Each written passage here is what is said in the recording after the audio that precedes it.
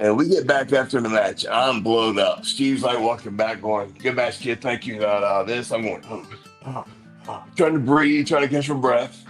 And here comes Dusty Rhodes, who's Booker at the time. Mm-hmm. And Dusty goes, "Steve, great match." He goes, "I got a question, kid. Who are you?" And that got more heat than anybody realized. And the more heat we got, the more heat we got.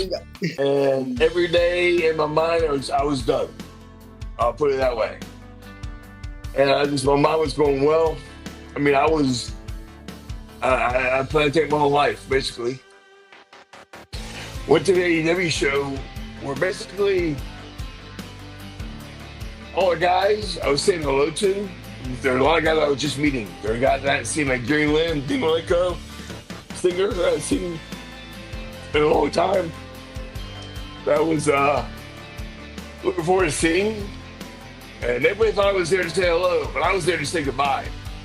And a lot of guys, Mark Henry was like that. A lot of guys were like, "Dude, we didn't realize who you were until you got close." That's how crappy I looked. That's how ready for death I was. If I died, if I took my life that day before Marcus called me, would anybody even know?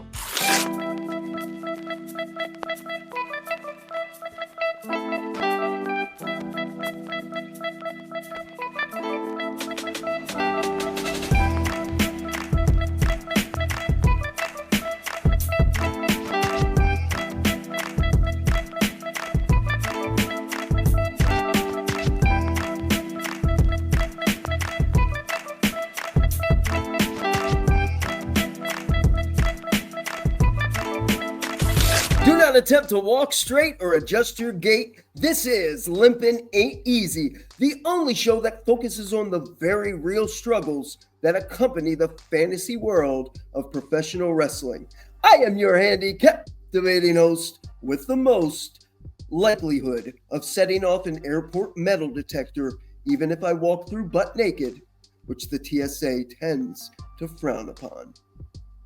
My name is Timmy Baltimore. Hey, I want to thank you guys for making this program a part of your entertainment calendar. If you haven't already, buy a ticket, ride the short bus by clicking like, subscribing to this very YouTube channel, comment on our content, and engage with our social media platforms at the handle at Timmy Baltimore. Look, I am very proud of today's guest and episode. A lot of meat on the bones on this show today. Our guest, he was present, a featured player in one of the most competitive edge against Vince McMahon's World Wrestling Federation. He was there when the business was in that transitional period from a live event business that depended on gates, tickets sold, a butt every 18 inches, and then became the television business, which lived and died by ratings and television rights, and also big money contracts and downside guarantees. He was there on the ground floor. And when the Monday Night Wars were declared and WCW Monday Nitro reigned supreme in the ratings for 83 weeks, he was there in the trenches on the front lines. But the most arduous war would not be waged in front of the cameras or in primetime television. No.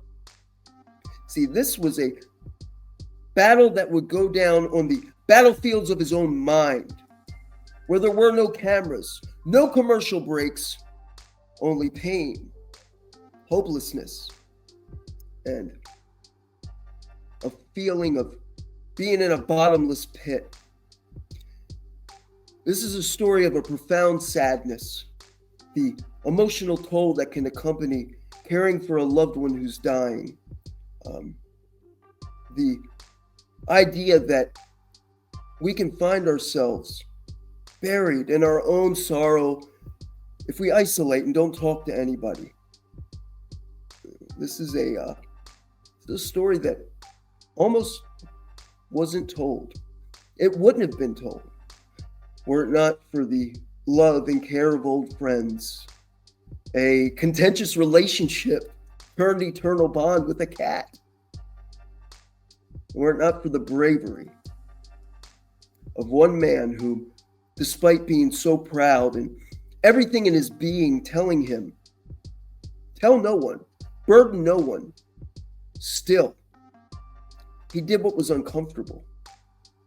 And he shared openly and honestly the details of his darkest hour for the sole purpose that it benefits somebody out there going through a similar situation. Folks, his is a story that reinforces the fact that it's never too late.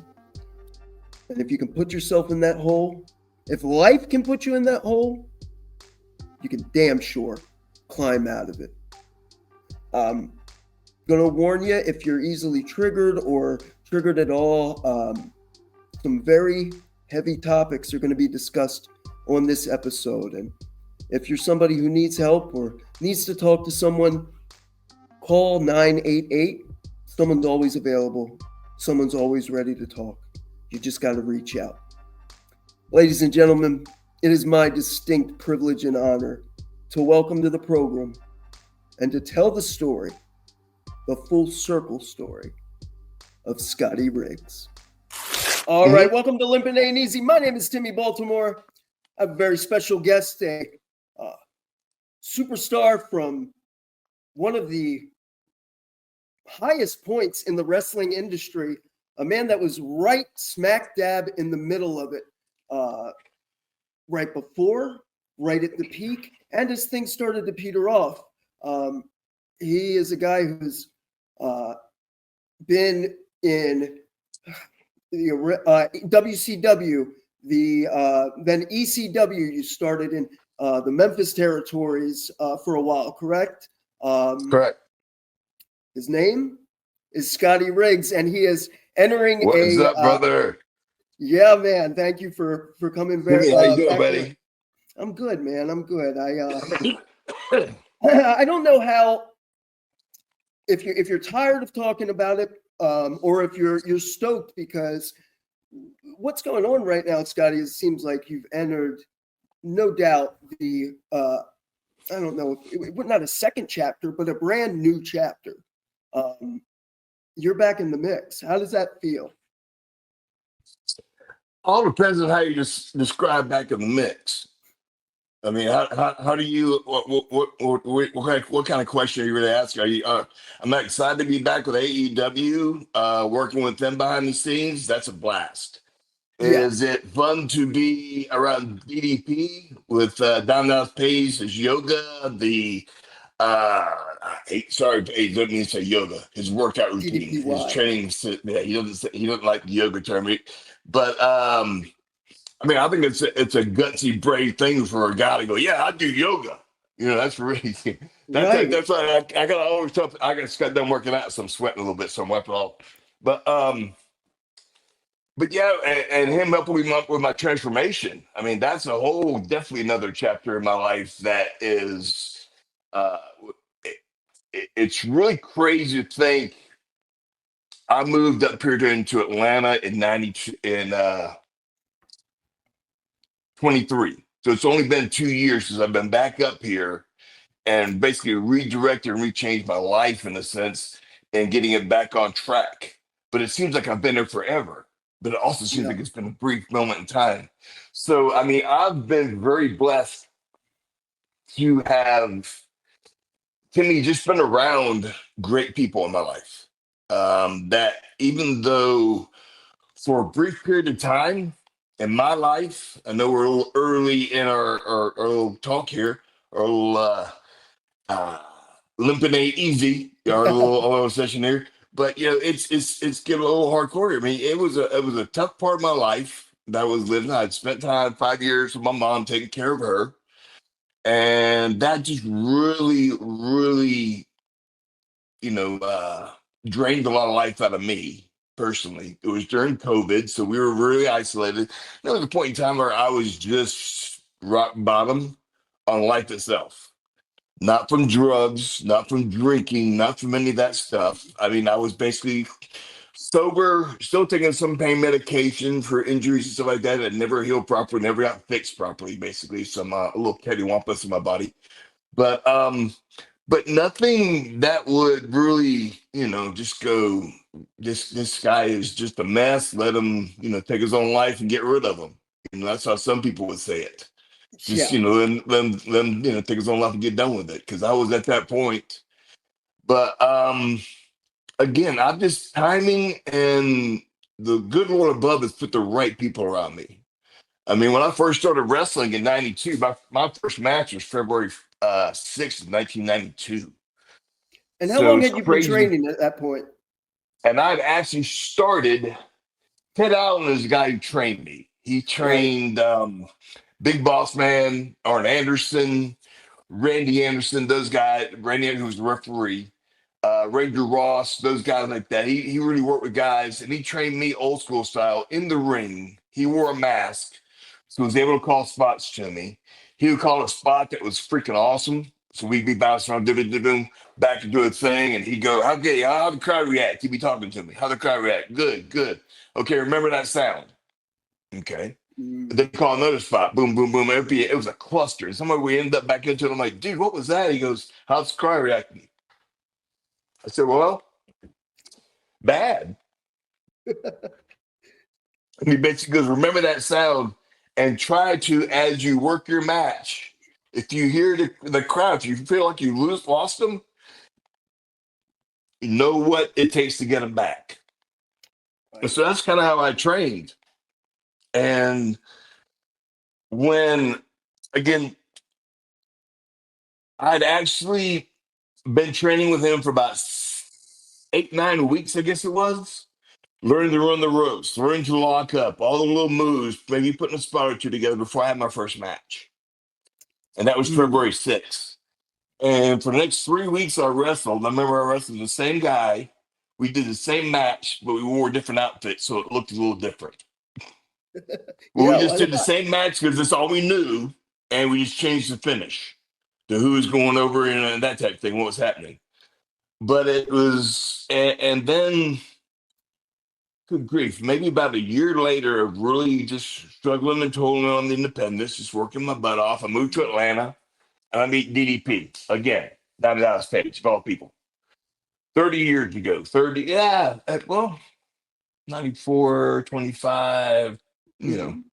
31 years, however long it's been, 30 some years ago. Right. But, here's a guy that I met at Sting Alexa's gym, Men Event Fitness, and they basically, I met all the boys there. Everyone was real cool, real nice. Some were jerks, but the boys are the boys. And Dallas was like, he needed a punching bag. He needed somebody to toss around, somebody to work some stuff with. And I said, dude, yeah, I'll run and learn with you. I'll go. And he basically took me down to the power plant where he would go get in a ring and he trained, do some stuff, put some matches, put some spots stuff together. So we basically went down there, worked out a bit, and I said, Dallas, a friend of mine's got a ring in the back of his karate studio.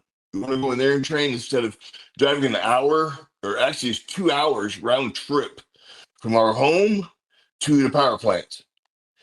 And to make a long story short, Dallas said, yeah, sure. So I take him to the school, show him what a ring is. He looks at it, says, cool, I'll be here. We'll be here next week. And when he said we, I thought it Uh, was me and him training. right. So long story short, I'm sitting there, and I said that twice. Long story short, 3 times. It's Sorry about okay. that. But out of nowhere, DDP shows up with Jake Snake Roberts, Steve Regal, William Regal, whichever one you want to call him, and Brad Hmm. Armstrong. God rest his soul. And I'm sitting back going, "Wow, look at these guys!" And I'm just met them and stuff like that. And Jake was there to put some psychology to what we were doing. So he's watching our match, questioning things like that. We put stuff together. Regal was there to put some polish onto it, to make it shine, to make things flow easy. And Brad was there to make it flow like water, to make it Right. really, really have some everything to it. And Brad was the guy who taught me how to throw a drop kick.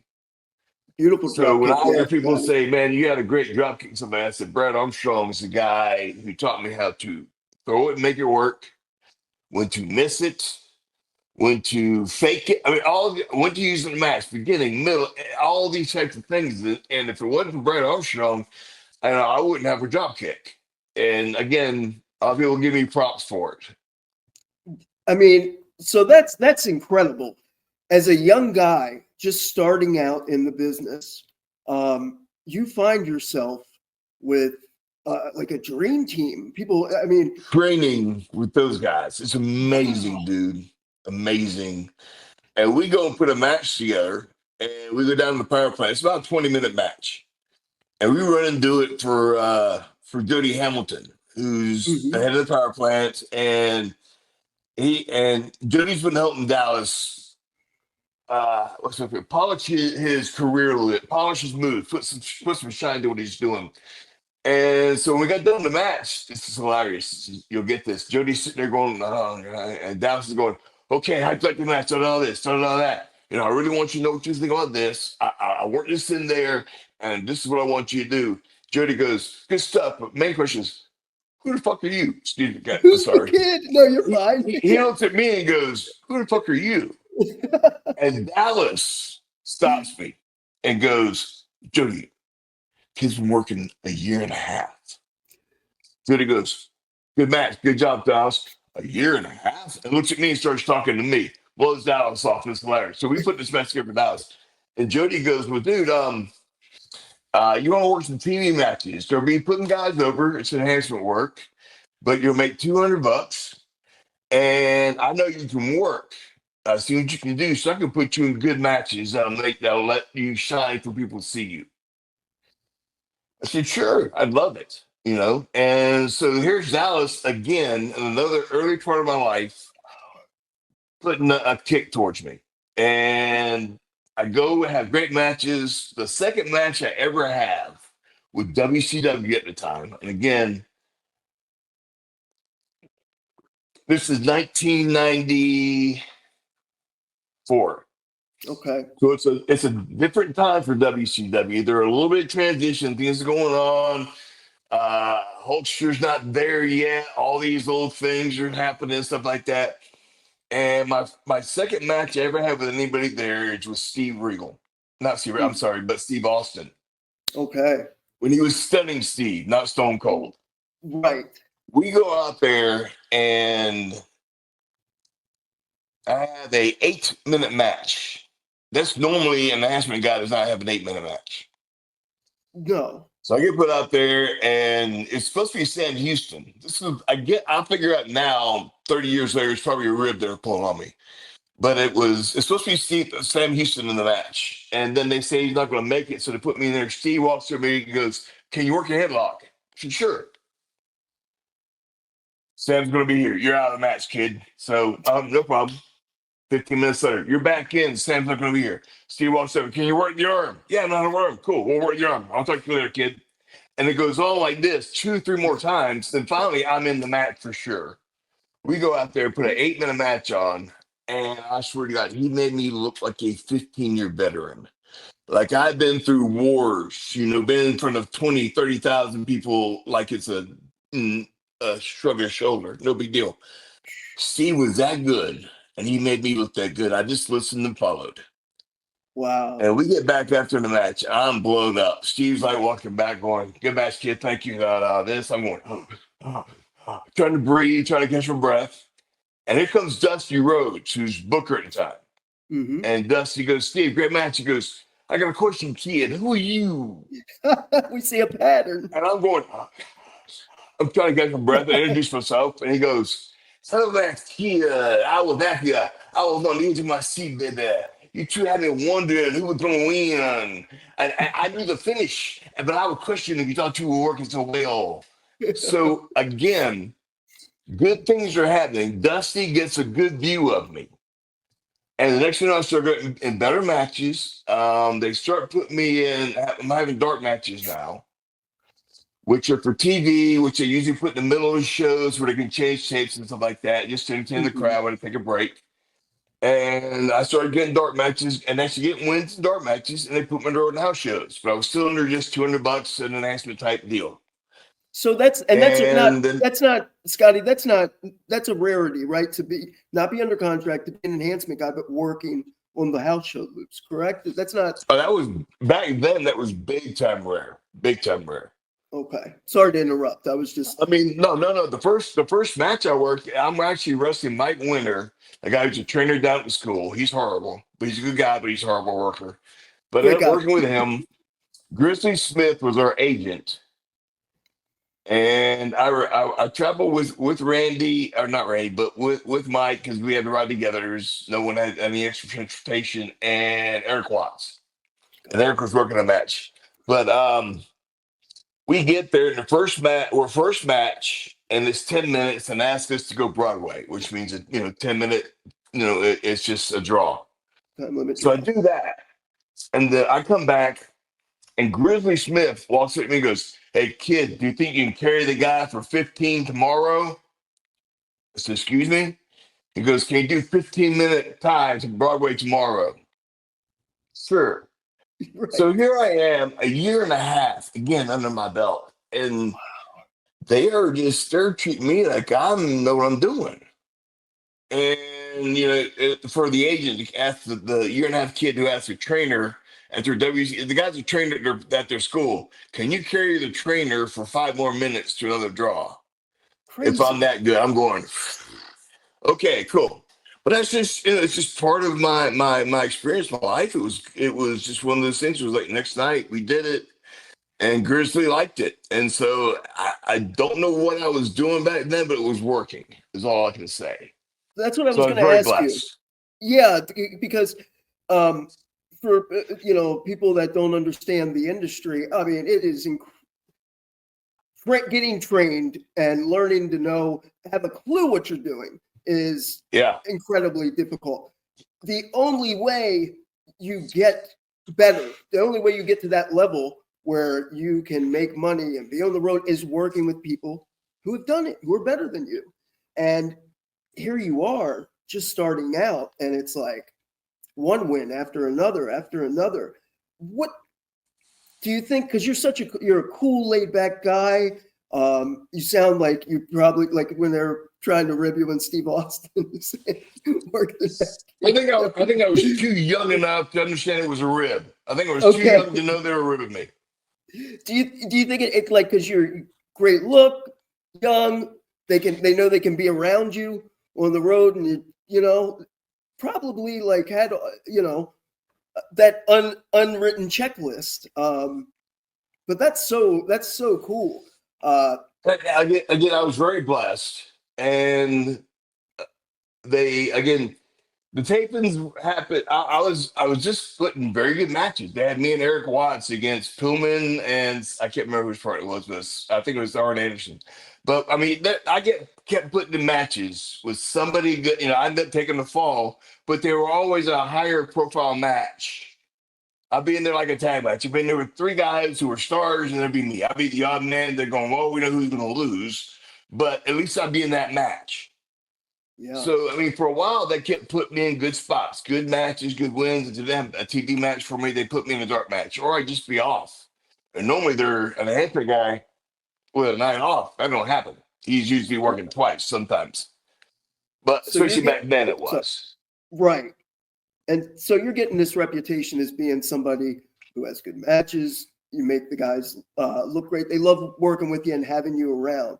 Um, That's the biggest point. What you just said is they liked working with me. They knew I would make them look good, and I would have a good match. We both look good doing it, and there would be no flubs. It wasn't like I was just a lip dish rag they could toss around. They could actually do something that would make it look good. right. And Because you most have of the guys credibility. appreciated that back then. Yeah. Mm-hmm. Mm-hmm. Did did you get I don't know if this would even matter back then. Was there a fair amount of jealousy from people at your experience level that you may have been around as you're getting Oh. all this success? I actually wouldn't even recognize it. Yeah, you're doing so well. Mm, it wasn't that I was doing so well, it's that I was so young in the industry. I was young to Mm, what maybe some of the other guys, knew the dirt behind the scenes, knew the man, that if the politics, I guess you could almost say that if they were like, man, I don't like that guy. He makes me look bad. I'm gonna make sure he loses his next 10 matches in a row in 3 seconds each. Mm. And somebody could do that, and I didn't know. Yeah. You know, Hmm. so it was a The different. It was a different way of experiencing that for me. That again, I didn't know if somebody was mad at me. I was just going out there doing my job, having fun, doing what I wanted to do. Because again, I became a wrestling fan when I was 8 years old. Me and my dad, when I was 8 years old, started watching the Three Stooges, pro wrestling, and football together. Basically, I That's so became a cool. Georgia Bulldogs fan and a Dallas Cowboys fan. And that was our weekend. Me and my dad would start our Saturday with Three Stooges. Then we'd have some wrestling, in the afternoon. And then at night, WCW come on at 6 to 8. So that was our thing. And then weekends, it would be football and Sunday. So, and I was 8 years old when I became a fan. So it was just one of those things where I just kind of took it and I loved it. I enjoyed it. And so I didn't know if I was making anybody else angry or not. Right. Yeah. The the fact that guys like Regal and Brad Armstrong and Jake Roberts, did you feel like you were making this fast progress, or you just didn't know? Like you said, you're young, and this just kind of was how it was. I knew from playing sports my whole life, playing football and everything. I basically played football in college too, so I kind of knew if an older guy took somebody under his wing, took a liking to somebody younger, it made him better. So I knew Dallas taking a liking to me would make me better. Brad Armstrong took a liking to me. We became pretty good friends. Uh, so it definitely made me better. Regal, a little bit here and there. We enjoyed each other's company, but never really become friends. And Austin became Austin. He did his thing and just had a great match in Austin. Austin had no clue what was going on, but he knew that I could work. Yeah. So when you put all those things together, older guys, they look at a young guy and say he's got talent, but I don't want him to go so far because I don't want to take my spot. There it is. That was the thing. But again, it was changing. And here's one reason why I ended up in Memphis, because you mentioned Memphis, USWA, where I wrestled at. Um, it was a time where I don't know how the guys in the contract were being paid. I had no clue, but I knew I was making $200 a night. And again, if I worked a weekend, that was $600. Mhm. So to me, that was crazy money, because I went to Memphis making $40 a night. So it was a Yeah. complete difference. And Notoriously low paydays there, right? I say what got me to Memphis was Arn Anderson at center stage pulls me aside and says, "Kid, you need to get out of here." Hmm. And again, I'm making $200 Friday, Saturday, Sunday, I'm making $600 a week and working out shows. I go, "You want me to get out of here? What?" So I'm a little perplexed by it, a little bunkers, but I said, "What do you mean?" He goes, "Well, kid, you got a good look, you got a great attitude. Your athletic ability is great." And he put me over huge, and then goes, "But Eric Bischoff is about to take over here, and you will be put under a glass ceiling that you won't be able to get out of. And they'll see you one way, and you'll be stuck there. So you need to get out of here." Because again, there's somebody like you said before that sees something in you, or something of that sort. There's an older Yeah. guy who sees your talent, and basically says, "Get out of here, or else you'll get stuck." And that was probably August, September of '94 had to be, because November of '94 I worked a Thanksgiving show down in Cordele, Georgia, for a guy named Ben Masters, promoter. And as goofy as it is, Jake Roberts was on that show, Mhm. and I rode with Jake, or I drove Jake down there basically. So here's another person out of those guys I trained with, who's with me, who's helped me, who's taken a little bit. Jake's helped me here and there as he can because I'm not around him as much. But he pulls Jerry Lawler aside, who's on the show also, and it's asking to watch my match. So here's Jake the Snake asking Jerry Lawler, watch this young kid's match. So that's an older talent talking to another older talent that puts you over. Yeah. And after the match, Lawler goes up and says, dude, would you want to come to Memphis and work a bit? I said, like, yeah. Well, yeah, I guess. He goes, well, I'm telling you, you only make $40 a night. You'll make more probably if you sell gimmicks, pictures, and stuff like that, but you make $40 a night. All I can promise you is experience and exposure. You'll work 6 nights a week, twice on Saturday with TV. It ain't for everybody, but if you want to do it, give it a shot. That's definitely, I'm in for it. What you got for me? He goes, I'll call you first of the year. Randy Hale, who's our booker, will call you and give you a starting date. I swear to God, January 1st, my phone rings and it's Randy Hale. And he basically gives me a starting date of January 14th, 95, 2 weeks later. So I end up in Memphis where I wrestle. I'm there 8 months. Making $40 a night extra on some things, which is good, which helps. Mm-hmm. But back then it was $20 to a hotel room where you split a hotel with somebody, $10 for gas because gas was cheap. You could do that, and $10 to eat. So you made it work, and you made extra. And then when you made extra, you could go Waffle House after the show and get a good meal. Mm-hmm. But I spent 8 months there, busting my chops, making learning my craft. Yeah. I was very blessed when I got there. Tommy Rich was there, Doug Gilbert, some of the other guys, and Tommy knew me from the Independence in Georgia, gave me a big hug, introduced me to some guys, and they started watching my matches on their own. I didn't ask them, but they would watch my matches and say, "Hey, why'd you?" And the coolest thing is they used to say, "Do this and do that, and it'll be better." They would go, "Why'd you do this? Why'd you do that there?" And they made me think. Yeah. And they give me options. And it was like that for 8 months. That's in-depth training that you get with these guys who've done it for decades. It's incredible. That really is. Like I was fortunate enough to have about 2 years in OVW, which ran 5 nights a week back when WWE was there. And there were no territories. There was nobody. That was the closest thing you could get as a young person trying to make it to living it and learning TV in that regional area. And I look back on that and I go, there it is. That was so priceless. Do you look back on that and go, that's where I learned to work?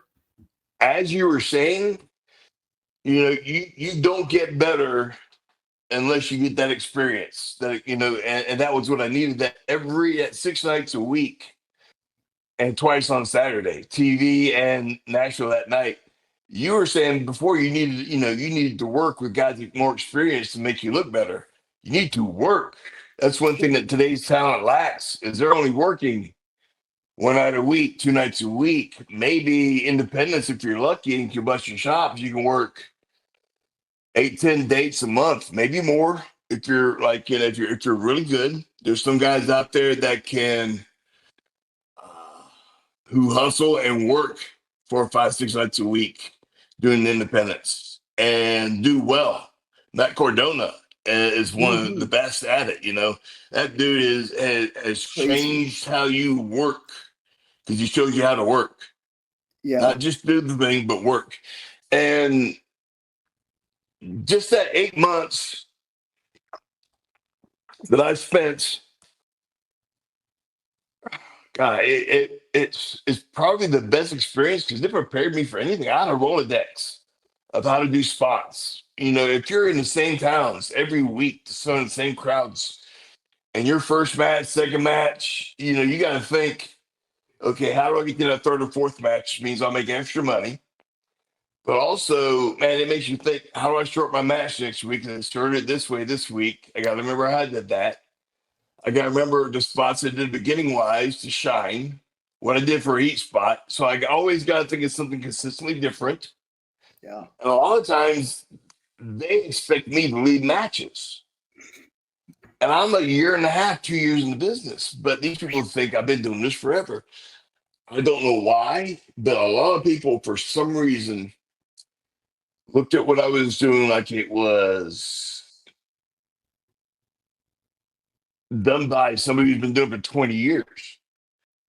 A bit I of a was a young prodigy, right? goof. Yeah, I was but a young goof. I don't know if prodigy's the right word, but I was a young goof who just, I watched as a kid, was a fan of it, and to get in the ring and do it just seemed easy. So I was just blessed, man. I really, yeah, in that 8 months I spent in Memphis, I worked hard. You had to work out. You had to travel every single day. You didn't get a day off except for Sunday. You couldn't ask for a day off. You couldn't beg for a day off. You couldn't ask for 2 weeks now. Can I get it out? Because you were working. You were yeah. part of the territory. You were doing it. And if you got injured, you worked through an injury. Sometimes it wasn't bad, but luckily you didn't have many injuries. Maybe a few nagging things, or a pull, or a knot there, or dislocation there, or something that I just taped it up and kept going. And plus, the guys I was working with, you didn't have to do anything crazy that would injure you. It was a different era. Right. We didn't hit each other with light bulbs. We didn't hit each other with chairs and tables and all that kind of goofy stuff. You got to We make the next worked, we town. wrestled. Exactly. And you knew how to do it safely, respectfully, and you entertained the fans, which Right. was the biggest part of it. You left the fans wanting more. And that was the biggest thing I learned from most of those guys is how to do that. And it's a challenge.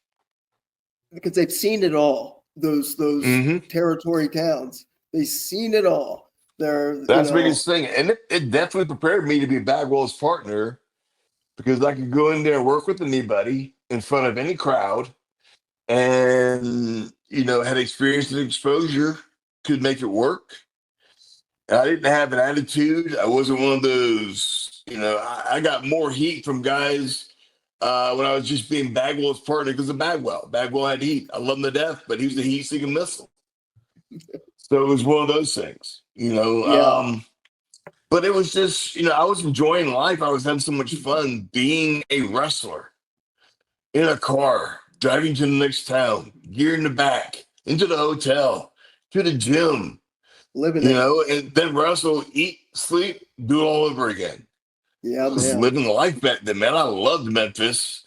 And I would do it all over again just for that fun experience and exposure. It was great. People don't understand that. People go, wasn't it hard? Like, it wasn't easy, but if it's something you love doing and it ain't Yeah. easy, it's a blast, you Right. know?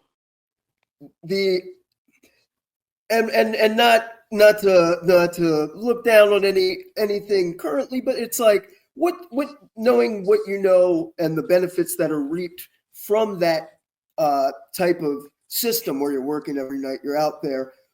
The business has taken a interesting turn in that guys are making more money than ever to work less than ever. But the question is, do we have the law of diminishing returns? Does that ultimately hurt the craft? I don't know. That's a good question. I mean, some of the guys today do some of the most athletic stuff I've ever seen. So there's a balancing act that you got to find to where it fits what's entertaining the crowd today. Because again, wrestling has changed so much. It's gone from where it was wrestling, where it's a hold, to where a hold is looked down on, but it's called wrestling. Wrestling is a chain mover. It's a hold. You work a body part. Um, so I look at it completely differently. The crowds have changed. Everything has changed a bit with the industry.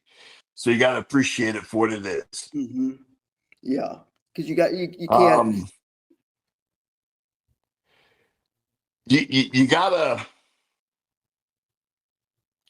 you gotta change with the times. You gotta evolve a little bit. It's an interesting dynamic, and I guess it's a tale as old as time. The veterans of the wrestling business, some go, always have something Yeah. Something to say about the younger guys. Every generation experiences it, right? But the veterans need the new generation to stay relevant and making money, and the young A generation need. lot of what was going on around 95 when this was all kind Mhm. of going on. Wrestling is going through a lot of changes, excuse me, as a business, where if you realize it, trying to think of the best way to put this. Before 1995, wrestling was a business that thrived on house shows. Mhm. It used TV to basically advertise and sponsor all the house shows that were going on Monday through Sunday. That's how the boys made their living back then. It was all house shows. Live event business. When 95 came around and it became the Nitro versus Raw era, that time,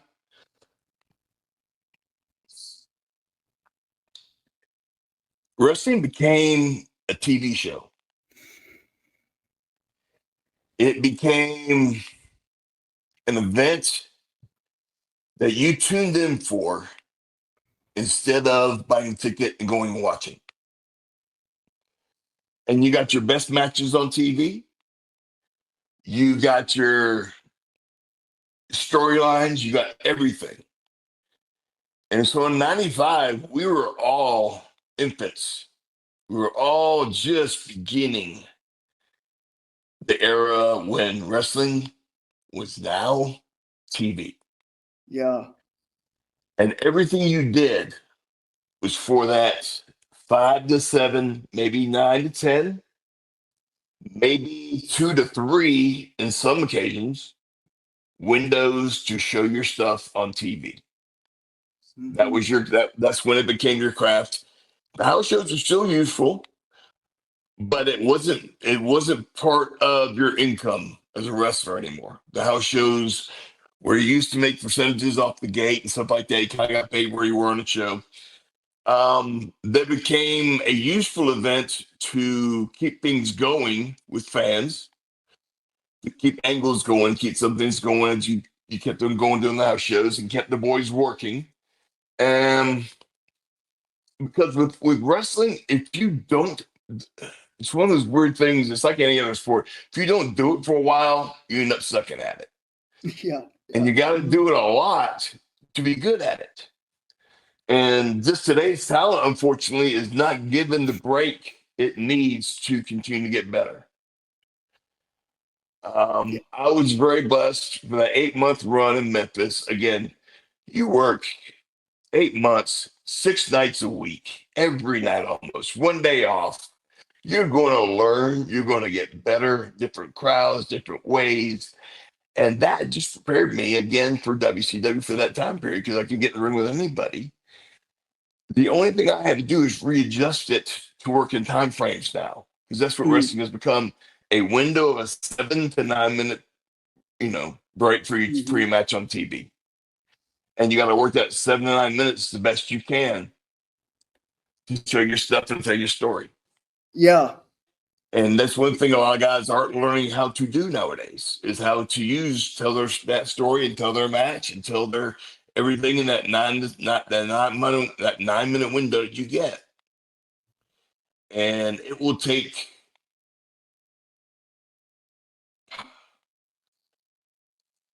for this young group that isn't out there everywhere, it will still take a couple more years, only working 1 or 2 nights a week, for these guys to really get any better. They're Mhm. already incredibly athletic, gifted talent. The stuff these guys can do nowadays, today, it's amazing. Crazy. All the flips, the dives, everything. Their genius ways of creating new moves and creating new ways of getting into it is amazing. It's really out there. The only thing different is they just don't do it enough. to master it. They can do it and get through it, and they can look great. But to really master it, to master anything, you got to do it, with repetition. Yeah. So the business today is going to be a little stagnant in one sense, and that it's not really going to blossom, in one sense, because the house shows have become non-existent. Yeah. WCW, WWE still does some. AEW doesn't do any. Some of the independents that are out there, I really don't know. I mean, Matt Cardona probably works for 50 to 100 different organizations, which is great. There's that many out there probably. But it's a little bit different where, again, you just got to really, if you're going to be good at anything, have a good look, work out, tan, and try to get as much repetition as you can with anything. Because that's the only reason I was able to succeed, was I Yeah. got repetition, was I got that 8 months in Memphis. It's the only reason I was good enough to get in the ring with Arn Anderson, with Ric Flair, with all the talent, Harlem Heat, all Nasty Boys, all those guys back in the day, back in the 90s. All the talent me and Marcus worked, all the matches I worked with Raven, all the matches I worked with any guys along the way. The only reason I was able to do it was those 8 months I spent in Memphis, busting my chops and learning my craft. So I was very blessed to do that. Yeah. Because it's like they can do all the amazing things, but it's the how and why of that comes with the experience and making that mean so much. With Memphis and wisely being able to dodge the perception that you may have, that Arn was trying to protect you from, Arn Anderson, as being just a crash test dummy and enhancement guy. Once you had the experience, I'm assuming the confidence, what did it look like when you took another stab at World Championship Wrestling, and who gave you the opportunity? Well, I mean, confidence was out the roof thanks to being able to work, being able to get in front of 4,000 or 5,000 people. Actually, let's go like this: Memphis Mondays mostly were around 5,000-6,000 people. Good. Louisville was around 4,000 or 5,000 people. Evansville was around 2,000 people. Nashville was around 1,500, 1,500 people, something like that. And then there was the independent, or not the, but the spot shows, which is only around 500-600 people. So you're able to carry that on like that for about 8 months. You get a lot of confidence to be able to get in front of a crowd in spandex underwear and play fight with another guy. Right. I had a lot of confidence after doing that for 8 months, 6 nights a week straight. I had a lot of confidence. It was very, very confident in what I could do. I wasn't worried about making mistakes, as if I did, I knew how to cover them up. I've learned a lot, and now I want to put it into practice, basically, where me and Buff Bagwell did this music video for a guy named Kemper Rogers. Kemper was basically a producer for WCW who was basically trying to broaden his horizons by doing music videos for that aired on MTV and stuff like that to just make his portfolio bigger. Diversify, yeah. Exactly. And he called me in Memphis. He knew I was up there. He got a hold of me in Memphis and asked me if I would come help shoot a music video with Marcus and a girl. It was an aha song. Who had that Take On Me, and that Take On Me, the black and white song. This was, no, I can't think of the name of the song. Something, you can YouTube it somewhere, look up Scotty Riggs Buff Bagwell music video. But it's an aha song, and it aired on MTV Buzz Clips. When he was doing all the editing, it actually made MTV. But while he was doing all the editing, he was using all the stuff at CNN Center. All their tapes, all their equipment stuff. Jimmy Hart happens to walk in and sees me and Marcus together. Del Wilkes has just left the Patriot with the Mm-hmm. WF. So Bagwell didn't have a partner. The Stars and Stripes had ended. And this was around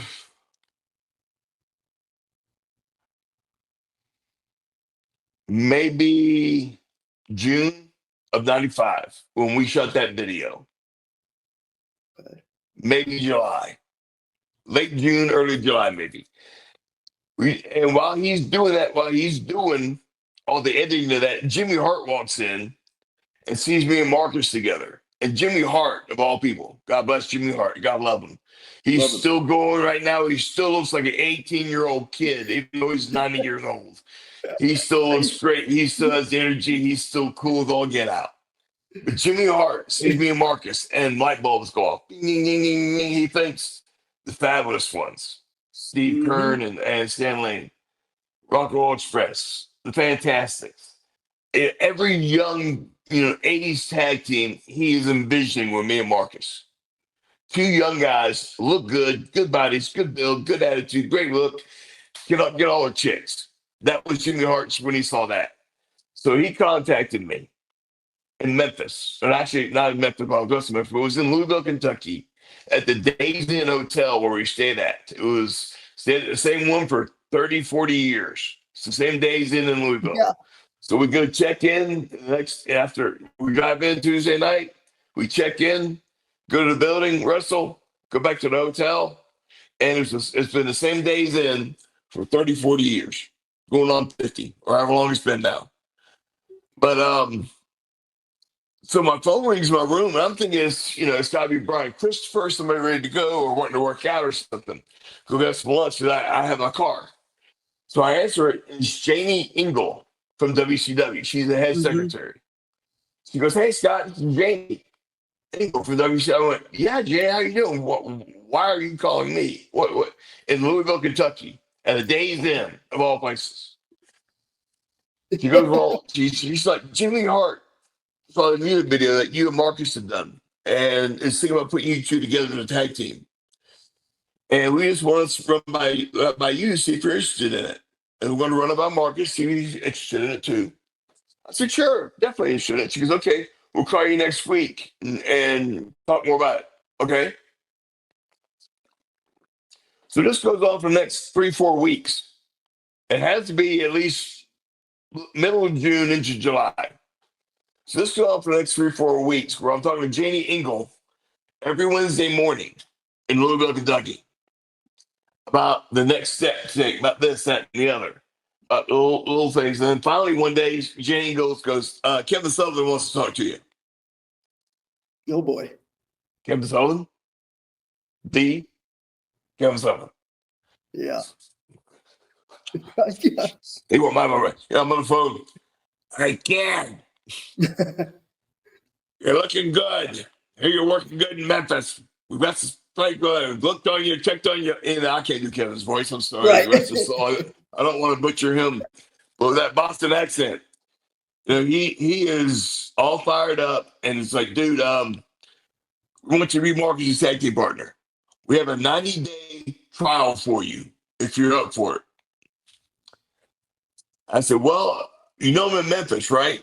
Making $40 a night. I'm broke. Yeah. What can y'all do for me on money?" He goes, "Let me talk to you next week. All right, kid, I have a starting date for you if you want it." All right. So I hang up. I'm going, "Oh, good grief. What's going on? All these little things, all these things rolling, all these moving parts." So turn around. The next week calls, and Kevin goes, "All right, got to guarantee you for you $600 a week. Bring in a 90-day trial as Bagwell's partner. What you want to do?" "I'm up for it. Let's do it." He goes, "Well, let me give it back to Jenny." Gives back to Jenny my starting date. This is a Wednesday. Is the following Monday in Orlando. Oh boy. Yeah. So that's 1, 2, 3. That's 3, 4 days in between to get from Evansville, Indiana, where I'm going to that night. Yeah. And I got to tell Randy Hale that I'm done. And I'm going to Atlanta that night after the match, after I win. Or not after I win, but after my match. I actually didn't tell him because I got the win on Tracy Smothers. I told him after I got my win. There it I actually is. asked Tracy. I said, Tracy, I said, dude, I'm leaving, going to WCW, be Bagwell's partner. After this match, he goes, get your win, get your win. So thanks to Tracy Smothers, my last match and yesterday was a win. So I basically went and told Randy Hill, and I headed to Atlanta. I got to Atlanta Thursday night or Thursday morning. Got with Bagwell. We put some ideas together for some outfits, and got those things put together, like just put together. Basically, we put some things together. And our Yeah. first match was against Steve Regal and Bobby Eaton, the Blue Bloods. Oh, wow. So of course, here's Regal. All people to have a match with. It's kind of our tryout match. And Regal and Eaton made me look like a superstar, Man. like a veteran. Like, I was Ricky Steamboat, Ric Flair, Sting, and Lex Luger all rolled up in one. They made me look so good. And the match was great. It was easy. It was good. It was nice. Boom, boom, boom. Everything went great. Bagwell and we tagged great. We were on the same page, tagging and what we wanted to do, which was unique. And it worked out. The next thing I know, we get back to that match. And Jimmy Hart pulls us aside and says, okay, guys, y'all are done for the week. You're not wrestling anymore. We're like, what? We didn't know if that was good or bad. Jimmy goes, for the next couple of days, we're going to shoot some videos on you two around the Disney studios to put a package together for you two to dress you up as the American males. You say, hold the phone. You're going to do what? And Marcus, of all people, he is in complete shock because they've never done this for any tag team, for Scorpio, for Patriot, nothing like that. Mm-hmm. Maybe a photo shoot with their outfits, but that was it. Nothing else. So for a while, I was like, "We're gonna do what?" So the next day, we're on horses, shooting video of us on the horses, like the Fabulous ones from the '80s. Fabulous, all yeah, this stuff.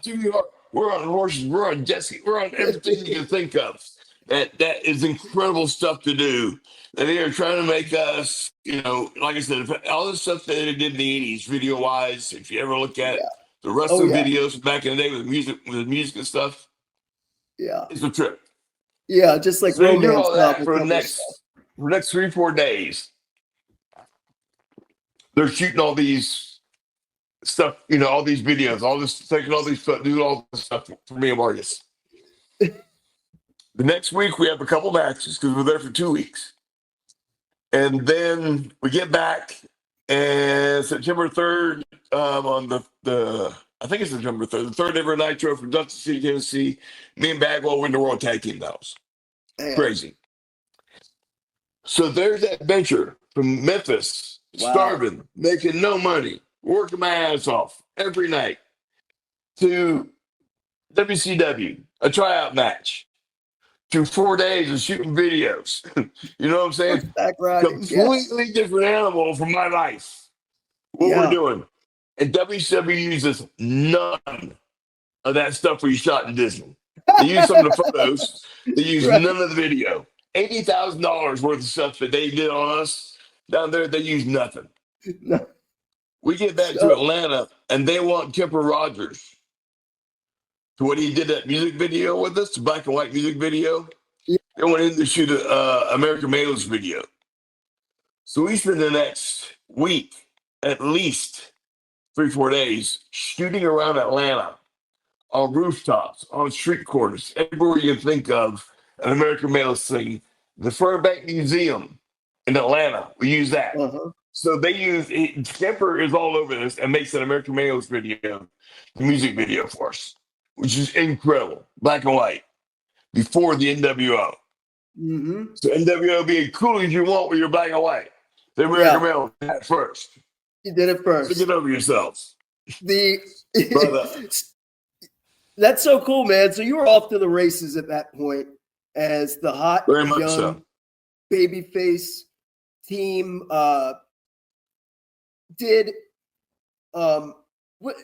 did there come a point, like what was some of the obstacles that you encountered during that American male run, being the young guys on the scene, and what was, I think, what started to be even a more politically volatile time, right? Yes and no. I mean, the only times that I saw some of the times when somebody didn't want to do something, it was very rare, but it really wasn't argumentative as it probably almost could have been, because I wasn't political. And Yeah, most of the guys knew that about me. I wasn't going to go, oh, this, oh, that, go argue with somebody else about it. I would sit there in front of them and go, well, you don't want to do that spot because of this. What spot do you want to do? mm-hmm. Let's work together and make this work out well. Imagine that. I didn't want to deal with the crap. I didn't Yeah, deal with it. I didn't deal with the. I mean, somebody else might have. I didn't. yeah, So all I ever did was try to make it work with what was right in front of us, with the three of us in front of each other, or maybe it was a singles match. You know, you yeah, try to make it work out. Most of the time with Harlem Heat, they were so professional, we didn't have an issue. Dick Slater, Bunkhouse Buck, same thing. There was rarely anybody who that I can recall who ever had an issue with the finish, how the finish was going to be, or what we were doing. I really can't recall anybody. Again, we weren't the top of the card, so I don't think that the Eagles were that bad, but they were yeah, bad. But at right. least we didn't have that going on at that time. Let's just say I didn't experience it. I'm sure it was Yeah, there, but I wasn't experiencing it because I wasn't allowing it for myself. Somebody else want to deal with it, I go, do what you got to do. I'll be right here. yeah. So I didn't deal with it. A lot of fans look at the American male era as their favorite portion of your career. I really dug. It wasn't easy being that cheesy. Right, Kind of like you're pimping, you're limping it easy back there. It wasn't easy being cheesy ain't cheesy. easy. The American males were cheesy as all get out. Believe me.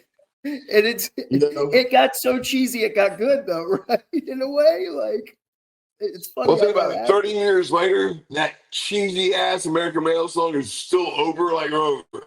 There are still people who know it, who know the words 30 years after it's been born. That's crazy. That is pretty That's nuts. crazy. I'm a big. I love Flock.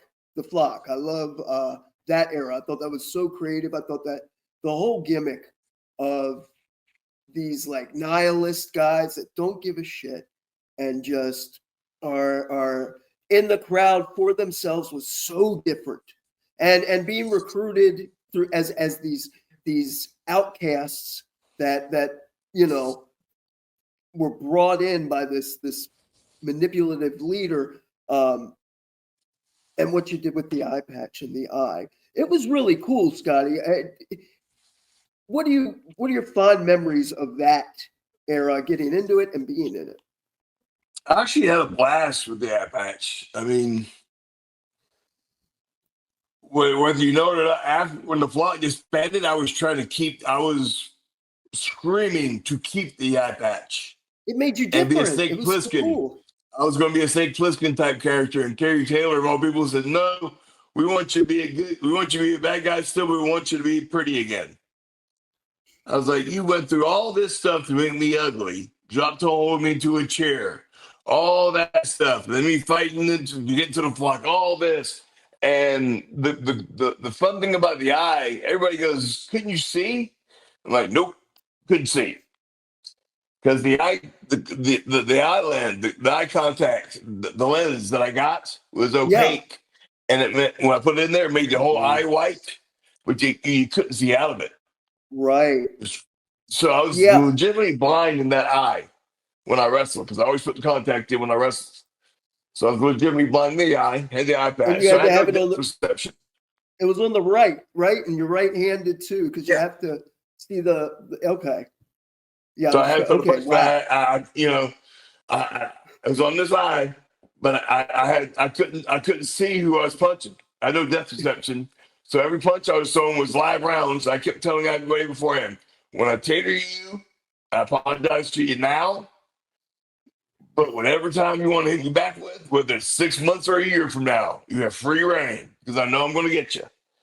And it would take a couple, shots during the match so I can get the range right. But first couple were live rounds, and I apologize.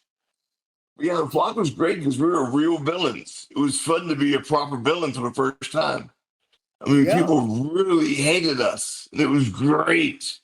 It was so cool to be ringside sitting there and be dog cussed by somebody. Right. It was wonderful.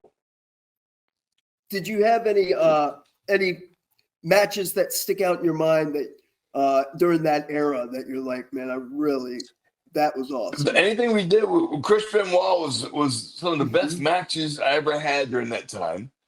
I had some great TV matches with Chris. And then actually worked some house shows against him because Breakmore was out with his what was it? He had diverticulitis, not diverticulitis. What was it? His pancreas was he had pancreatitis from too much drinking. For the flock, for the wrestlers back then, we drank a lot.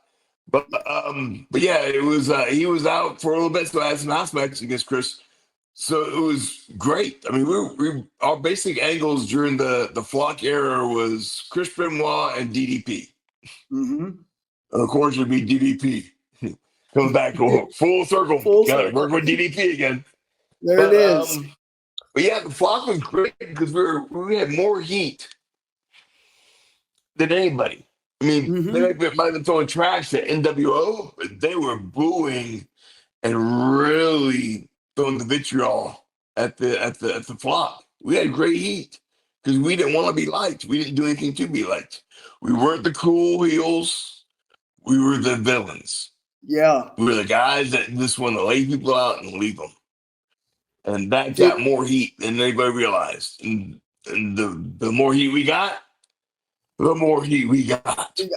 Got dangerous getting back out of there through the crowd. And politically was like with the more heat we got. That's why you saw the flock break up. That's what I was going to ask. We had a great thing going. Huh? Right. I was going to ask you that because what the reaction to the flock being over, because people may not understand that it's like, well, you're over, you're doing great. Why wouldn't people like that? They don't understand that getting over can get your nuts cut off. Like that can, you got to be careful how you get over, when you get over. When you get great reaction from the crowd and the wrestlers that are up front of the card from here are getting that same reaction, they get a little upset. They get a little mad at you. They want to take it out on you a little bit. Not my fault I'm getting over, but that's why why you saw the flock disband a little bit. It is what it is. And it's just part of what wrestling can be, unfortunately. It's the unhappy side of wrestling, the politics. It is the one guy that says who wins and who loses. And unfortunately, we have a lot of egos in this business. And it was rampant back then. There were a lot of egos that went way above what they should have asked or should have done. To me, it's just crazy to think how. I don't even want to get into it. I don't want to get that deep into it. Okay. But I mean, I know what you're saying. It's a word. People who watch this or listen to this go, say it. Right. And it doesn't need to be said. It's going deep into something that doesn't need to get into. But it was part of what wrestling was bad back then. And it has changed the direction, the behind the scenes wrestling has changed because you do have more people way back in the, in the early part of wrestling, for guys to make money, they had to work together. So you saw less politics. When contracts became guaranteed and you didn't have to work as hard to make sure you got the same amount of money, it became a little different. And that's what happened in the 90s. Guys first started getting their contracts, started getting guaranteed money.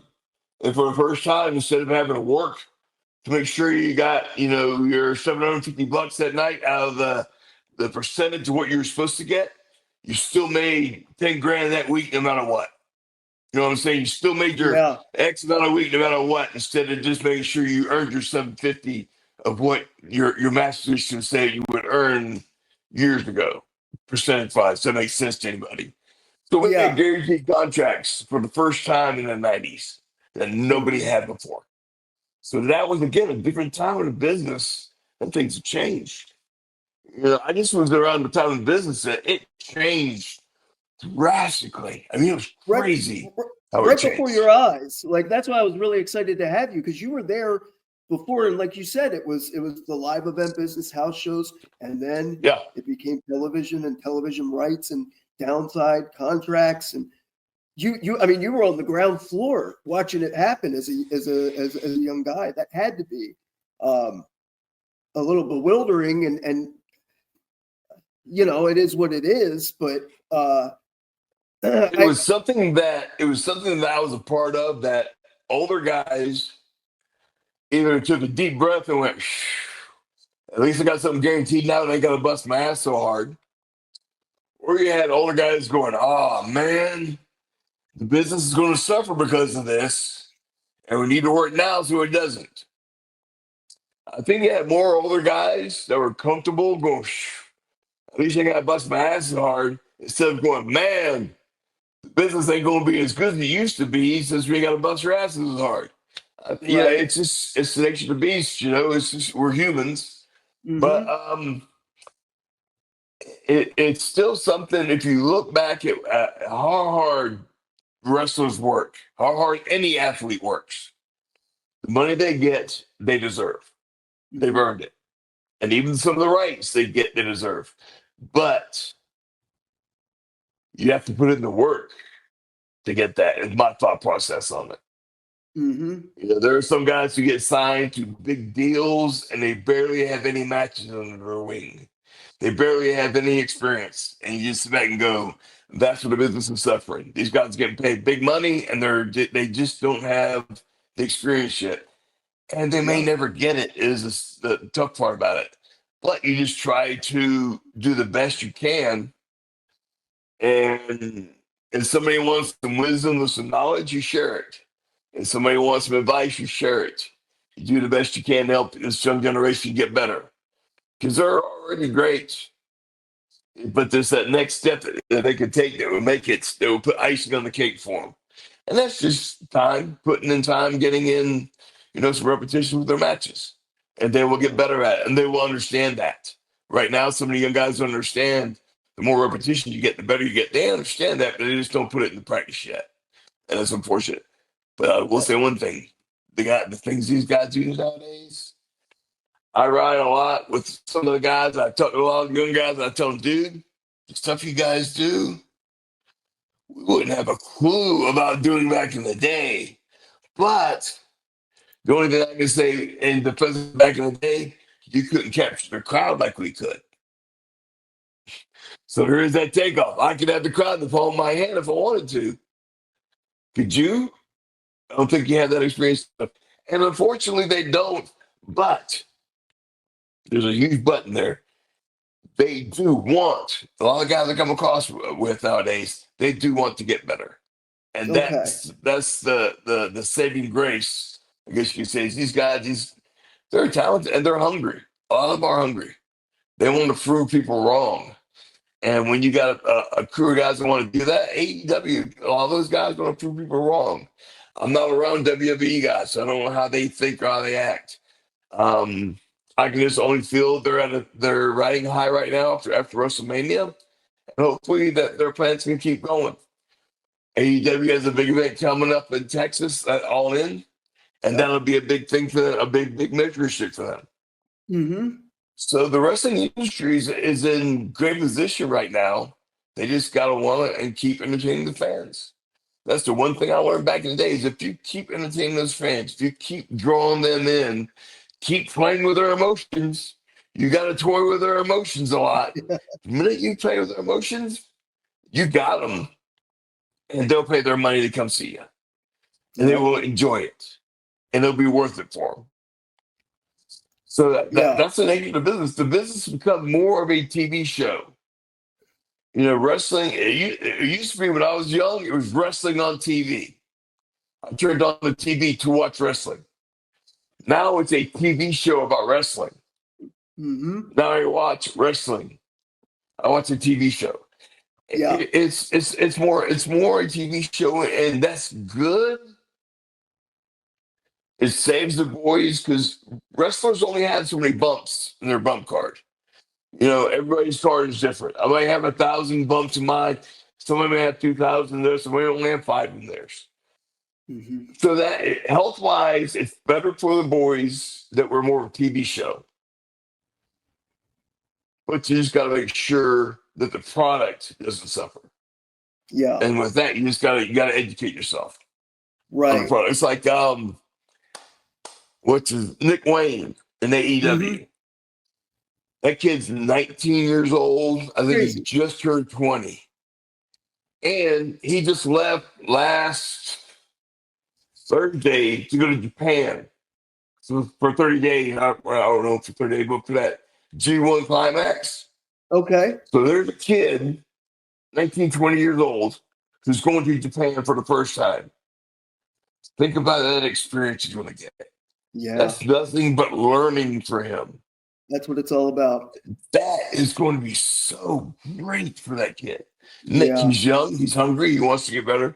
That's for a business, hopefully. I don't know WWE because they're not in their locker room, Yeah. but hopefully their youngsters are that hungry too. And that wrestling can survive and wrestling fans can thrive off of what's being put out there. And I think they can. I think wrestling is in good hands right now. The talent want to get better. Yeah. And you got a bunch of old farts like me saying, hey, what are you doing? You need them. You need you though. You need the guys who have been up and down, who have drawn money, who have made the mistakes, have done the right things, who have you need mentors. Otherwise, you're just sitting around smelling each other's own farts, thinking you're over and you're not. And it's a real That's why you blessing. roll down the window and get that big gush of air and wake your ass up and say, hey, I Wake gotta keep up. learning. Yeah. You're You're right on that. Yeah, man. So towards the 2000s,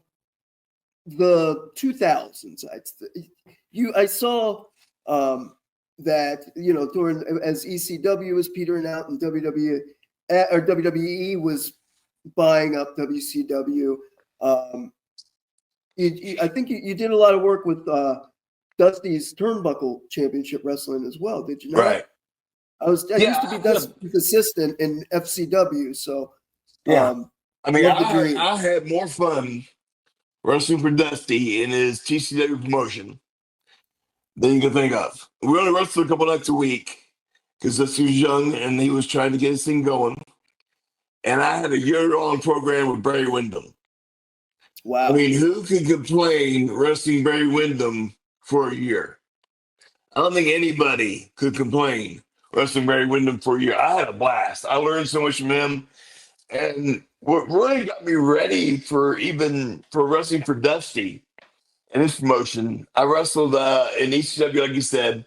And Paul Heyman was the first guy to ever come up to me and say, hey, this is what we're going to do with you for the next 6 months. And he laid out A, B, C, D. We're going to bring you in with RVD as his best friend. And we're going to run an angle with you and Rob. And then after that, we're going to do a thing with you and Carino as a tag team. And we're going to put you with Don Callis. And he had all this laid out for the next 6 months. And it happened. And I had never had anybody sit down with me and say, okay, we have a plan for you, and this is what we're going to do.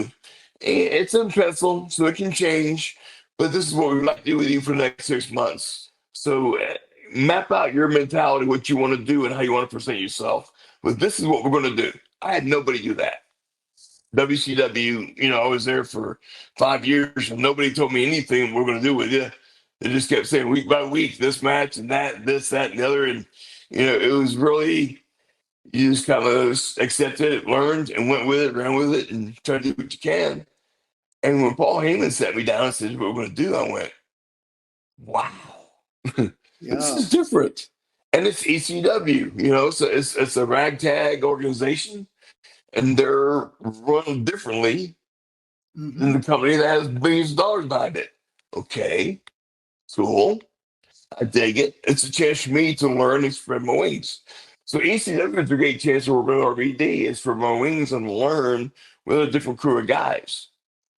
And I work from with Rob. Rob Van Dam is one of the coolest guys in the world. I've known him since 93, I guess, when we first met. So we've been friends for a long time. He's Hmm. broke my nose. There's a little bump on my nose right here. I don't know if you can see it. A little bump right there. Oh yeah, That's a memory. That's a memory from Rob Van Dam when he broke my nose in ECW. And that's love. yeah, I love Yeah. my brother. Loved me so much he busted my face up. No, I was putting over that damn Terminator. I wish we would have done it on paper. We did it on a house show in Kansas City, Missouri, where he hit it and it went down like this, and the edge of it hit my nose. My nose exploded. I Oh, wish we could have done that on pay per view. right. That Make would it have count. looked great to see your nose explode, blood everywhere. That Oof. whole and that line yards. We did it on a Yeah. house show. If I wasn't going to do that to me on the pay per view because it hurt too bad. So I protected my face on the pay per view. But I just did it where not me out. But could you just see on the pay per view my face explode? How that would have put over Wow, that move huge. That would have been so cool. that's But really neat. it didn't happen. But that whole time in ECW prepared me to go work with Barry Windham and one thing that Dusty had me doing TCW. I would go down and train with these guys a couple days a week, maybe here and there. But he'd Okay, always you were put me in training at his matches. school. You were a Yeah, coach at at the school. school. Oh, very cool. He'd also have me work some house shows against guys against some of his younger talent and work matches with them. And that would be a blast. I Hmm. would just take time and I tell the guys during the week, we're wrestling this week. So what I'll do is I'll teach you. Let's sit in the crowd and we'll go through it. And we'll both learn, Full circle from where you started with your There training. was a chance to go and give back to these kids. And that's where Dusty had confidence in me. And I could train these guys. I could help train them and do that, entertain the fans while we did it. Yeah, there there comes a point, and um, you start off, and it seems things are going well. Everything's coming up Scotty Riggs in a lot of ways, where you have this forward momentum. Um, then there came a point where we didn't see anymore. We didn't hear anything anymore, Scotty. It had to be a tough time. Can you tell us about anything that was going on that pulled you away from the business and what you were Um, doing so well and succeeding in? well, it was wrestling again, and wrestling had changed. Hmm. WWF or WWE had bought WCW. I talked to Jim Ross, and they liked my work, but I had no character. And the clap gimmick in ECW didn't grab their attention. And so basically, I just went to and wrestled some in Japan, wrestled some in Germany, England, stuff like that. But basically, was working wrestling was done with me, and I was done wrestling. is Yeah, probably the only way you can say it. which is Uh, fine. Which is fine, right? Like, it's life. yeah, It's part of life. I just sat back and went, well, what can I do next to enjoy life? And one of the strangest things about wrestling that did for me was it made me more of a private person mm, where you get so much of yourself out there that when you get your private time, when you get time away, when you get time quiet, you embrace it, you enjoy it. So I actually moved to Hilton Head around that time, and I had money, invested my time in a couple clubs in Hilton Head. I was having okay. a blast working in the food and beverage industry, I guess you could say. I was a bouncer, I was a greeter, I was a bartender. Um, Man about I did town. everything you can think of. I did the books. I cleaned. I did, when you basically run two businesses, we had a piano bar and a dance club Mm-hmm. right next to each other, and we ran concerts. Freddie Ward was the general manager of the bars I invested in, and he could get artists like Saliba, 3 Days Grace, Shine Down, Eddie Money. He had all these guys come and play concerts in our venue. I got to meet all these cool dudes, and it was super freaking cool. And for some reason, these rock stars, and I found out Scotty Riggs, the wrestler, was working there. A lot of them became infatuated with me as much as I was infatuated with them. Right. So being Scotty Riggs had its being away from wrestling had its perks with the music industry in one sense.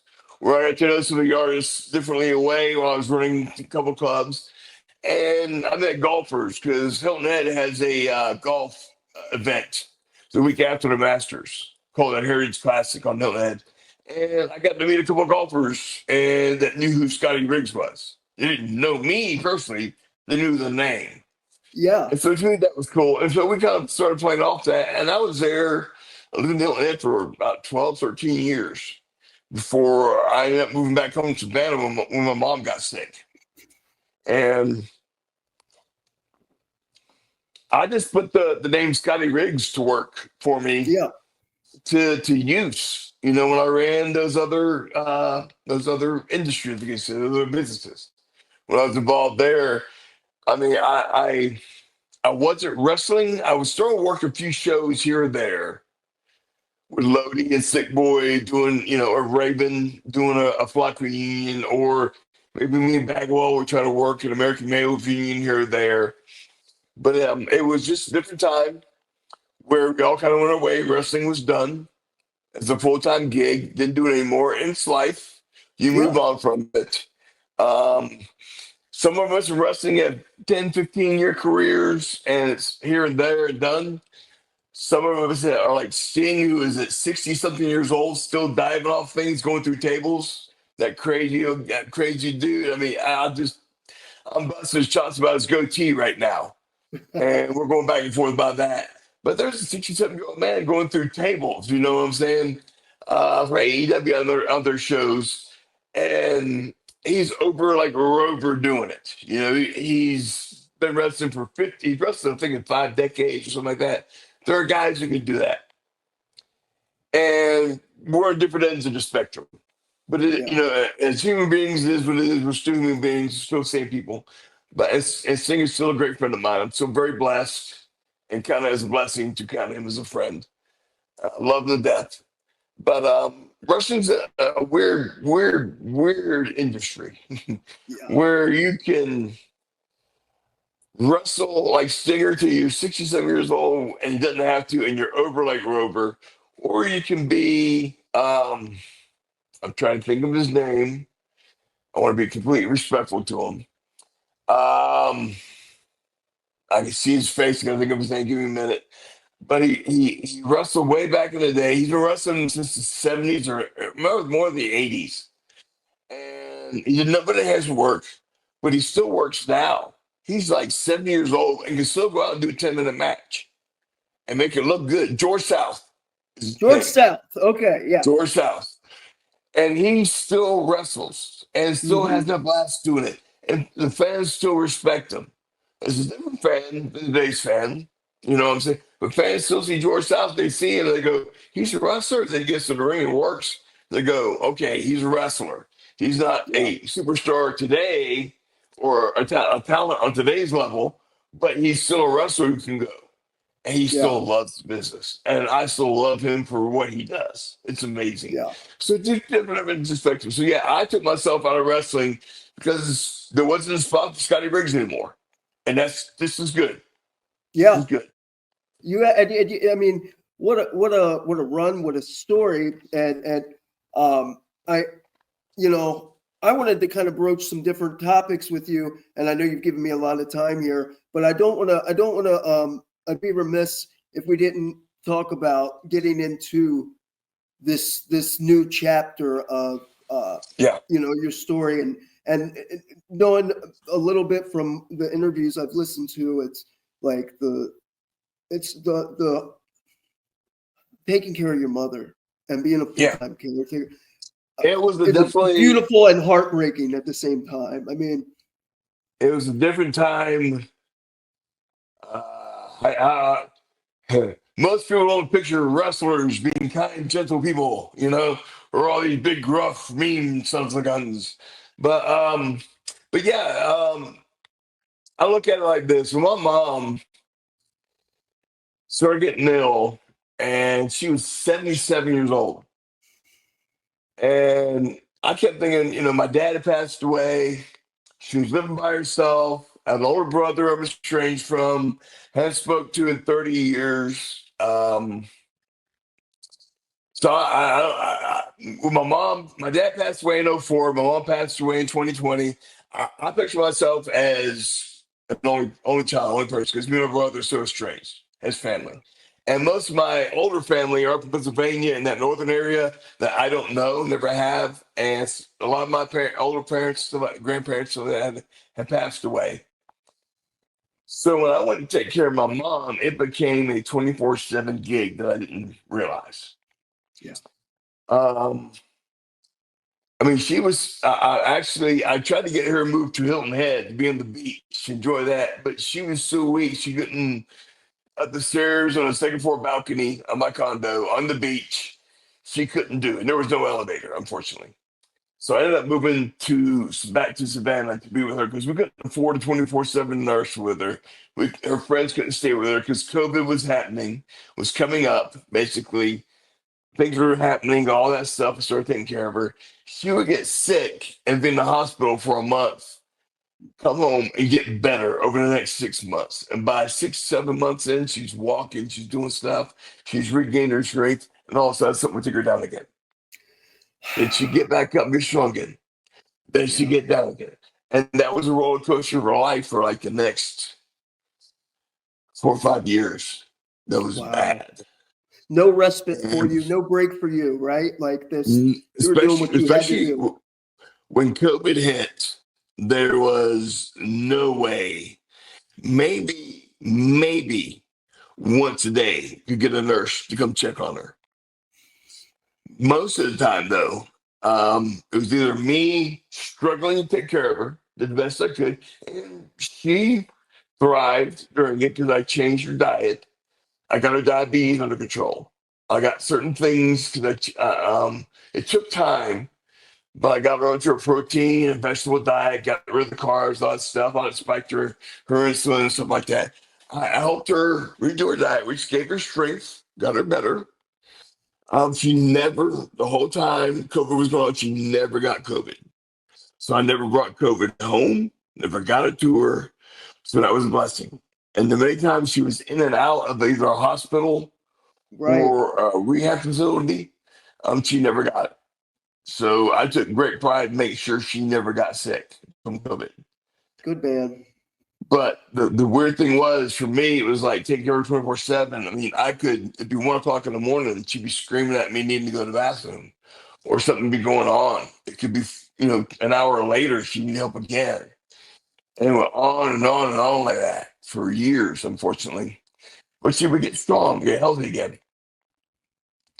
So it was a challenging time where, man, it just took everything I had as a human being out of me. I mean, I had no energy. Isolated from everybody. When she got her stroke, that they said it was very minor. When you're that old, there's no such thing as a minor stroke. And unfortunately, that took its toll. And that was November, right before Thanksgiving. She got put to the hospital. With a stroke is not minor when you're Right. 82, basically, and you've been through physically what she's been through. I mean, at one point, that made me take her to the emergency room immediately was she had an appointment with her eye doctor, I think it was. And I told her, I'm taking you to immediate get checked out as that you went to before to get looked at because she was feeling really bad and wasn't doing anything to make herself feel better. This is when she first started being sick. She would not go to the doctor. She's stubborn like me. Yeah. Would not go to the doctor. And I finally made her, and the doctor grabbed me and said, "Take her to the emergency room as fast as you can. Her kidneys are failing." Oh, man. And when I get her to the emergency room, when they finally get her in to look at her, which was hours later, they finally get her. They pull me aside and say, "She's got fluid on her heart, blood in her lungs, and her kidneys aren't working." Yeah. So I'm like, What's "What?" the bad news, And Doc? and yeah, and she's been fighting this by taking hot baths and drinking tea to make herself They feel were better. they were built different back then, man. Like, Brother, I mean, she was going through all that, and we fall down, go boom, and just think, this little scratch on us is something to either sue the world over, or you know send my brother to beat up, for a scratch. Send my brother and his war family to go beat up somebody else. That yeah, they were right. definitely raised differently, where she didn't do anything, and she spent like 10, 15 days in the ICU. And she actually had a heart attack while she was in ICU, and they brought her back to life. That's how at the early stages of it, that she was going through a hard time. But to show how much of a fighter she was and how strong she was mentally, she kept saying, "I'm not ready to go. It ain't time yet. It ain't time yet." So she made herself strong again over time. It's crazy. So cool. She would go from where she was flat down on the ground, not drag out, to 3 to 4 months later with a walker walking, to 2 months after that making her own meals, having that type of independence, till all of a Not selling. sudden, boom, Oh, something man. took her out. And that was the thing for the next 4 or 5 years. Because I'm thinking of your That mental little state boom, something too. took her out. Sorry? Hmm. I said What'd you I'm say? thinking of I'm thinking of your mental state during this as well, where it's like the false hope, and then I'm doing everything I can to make sure she gets better. But again, yeah, if it's going to the store where she's home, and I wipe everything, whether I touched it or not, off. Whether, no matter what happened, just me going to the store to get cat food, or her medicine or whatever, I come and wipe everything off. So I didn't bring anything to her. So that was part of what my mental part was. But yeah, when she finally passed away of a stroke, it was the week before Christmas of oh, 2020. And it was December 17th. And it just was like, I was conflicted, because it was like a weight off of me. So I'm dealing with my mom, in the sense, I hate to use that word dealing, but with her issues, with her sickness and everything else. It and not being able to get any help because of the COVID. None of her friends could come see her. Nothing. And it was so hard, especially for my mom. I mean, I was stepping it up, but my mom not having any of her friends to come talk to her, something like that, was what was so hard on her. And I just tried to do everything I could, especially like if she was home, to like her in one side of the room, me in the other side of the room, and somebody at the front door yelling at her, saying, "Hey, Ann, how you doing?" And we like her best friend come over. You know what I'm saying? Just having them yeah, screaming at each other. Just saying hello across the room, which made her feel better. yeah. But yeah, when she finally passed, it was as bad as it sounds. It was like a weight lifted off my shoulders, because it was finally relief. But I was just so, just, I hate to say it, just physically, mentally, emotionally, just, I had zero. I had no energy. I had no gas, no oomph. I was done. I was Um, legitimately done. Dude, I had nothing inside of me. And I mean, Scotty, I mean, you're spending years taking care of your mother. All of a sudden, you're not, and this rush of emotions, and not knowing what to do with yourself. I can't imagine. You can't explain it to people who haven't taken care of somebody or been taken care of. It's so and complicated. And as weird as it sounds, it's hard to explain it. It's hard to say to people. And I've had people tell me, well, get your story right. I'm like, dude, it's hard to explain it to somebody because everybody's mindset's different. The way they hear it's different. The way I tell it is everybody tells it's completely different every single time. So I got to explain. I felt a weight lift off my shoulder, but it's not a bad thing. Please don't see it as a bad thing because don't mean it's a bad thing. Because some people go, hey, just like, whatever, got healed, so like his mom. You know what I'm saying? Some people are going to read it wrong. Right. So it's that whole thing of my own life where, man, I was exhausted. I wanted some sort of relief for myself. I'll be honest that way. Yeah. And for the next basically year and a half, I just was living at the house, just existing. And Mm. every day in my mind, I was done. I'll put it that way. And my mind was going, well, I mean, I planned to take my whole life basically, and was making Yeah. steps along the way to knock off a few, as weird as this sounds, and as hard as it is to say, uh, a to-do list, I guess. Just knock off things I wanted to do before I passed away, before I died. It was Yeah. like somebody who's given, what you want to do before you die, and this is your death date. I knew when I was going to take my life in a sense. Yeah. As weird as that sounds, I don't know if that sounds right. I don't know if that sounds wrong, but it's just the way that my mind was at the time. And I'm looking at myself. I'm kind of like, I don't know, body right now, watching myself say this to you. It feels weird. It's the Um, truth. It's the truth. and it feels weird to say it. Yeah. But the only other thing that kept me from doing it was I never wanted anybody, to think bad about me for doing it. You know what I'm Mm. saying? That makes Yeah. sense. It's Yes, like it does. nobody understood why I would do it, but then again, I also didn't care. But that's where my mind works so harsh against myself. Oh, And, sorry. and you weren't As a sharing it human with being, anybody. Yeah. yeah, I'm not. And this is weird sharing it with you. Right. I mean, but there's people out there that like Scotty, people are going through this. People are going through this, Yeah, and it's such a personal thing and a dark thing. And and being honest about it, it's like, well, how are people going to react? But like, it's neither good nor bad. It's the fucking truth. Period. yeah, Like, and people got to hear that because you hear people that have seen Dark Side of the Ring or whatever, they may get the wrong idea. They may think, oh man, because it's the wrestler story, maybe it was drugs and booze. We're talking about straight up depression, right? Is that what we're talking yeah. about? Like just end of the road.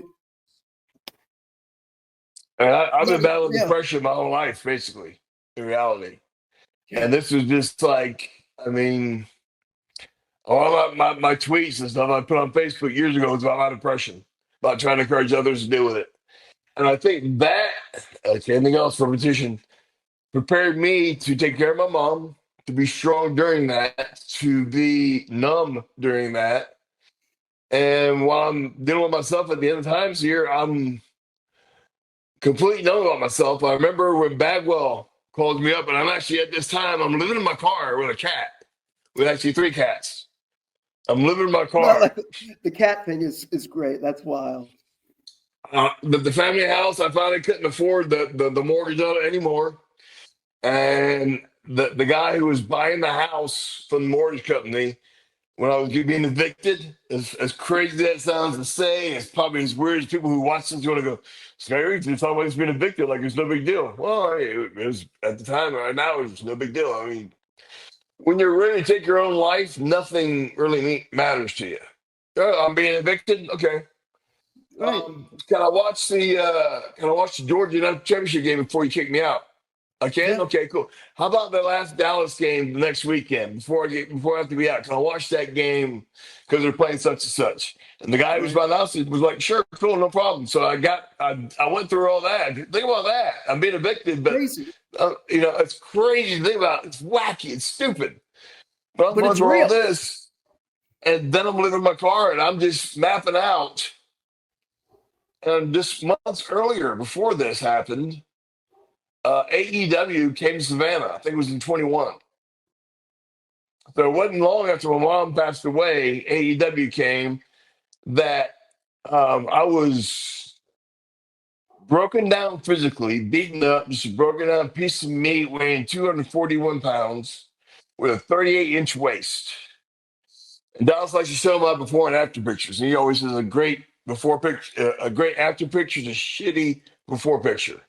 And I had a really shitty before picture because I had no smile, I had no teeth, no mouth. I was all beat up physically. Emotionally, I was beat up, and um, I went to the AEW show.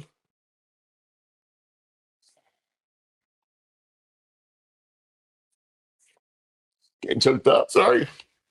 It's okay, man. Take your time.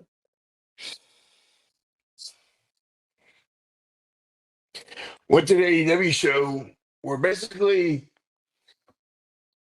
all the guys I was saying hello to, there were a lot of guys I was just meeting. There were guys I hadn't seen, like Gary Lynn, BENOIT, singer who I hadn't seen in a long time. That was looking forward to seeing. And everybody thought I was there to say hello, but I was there to say goodbye.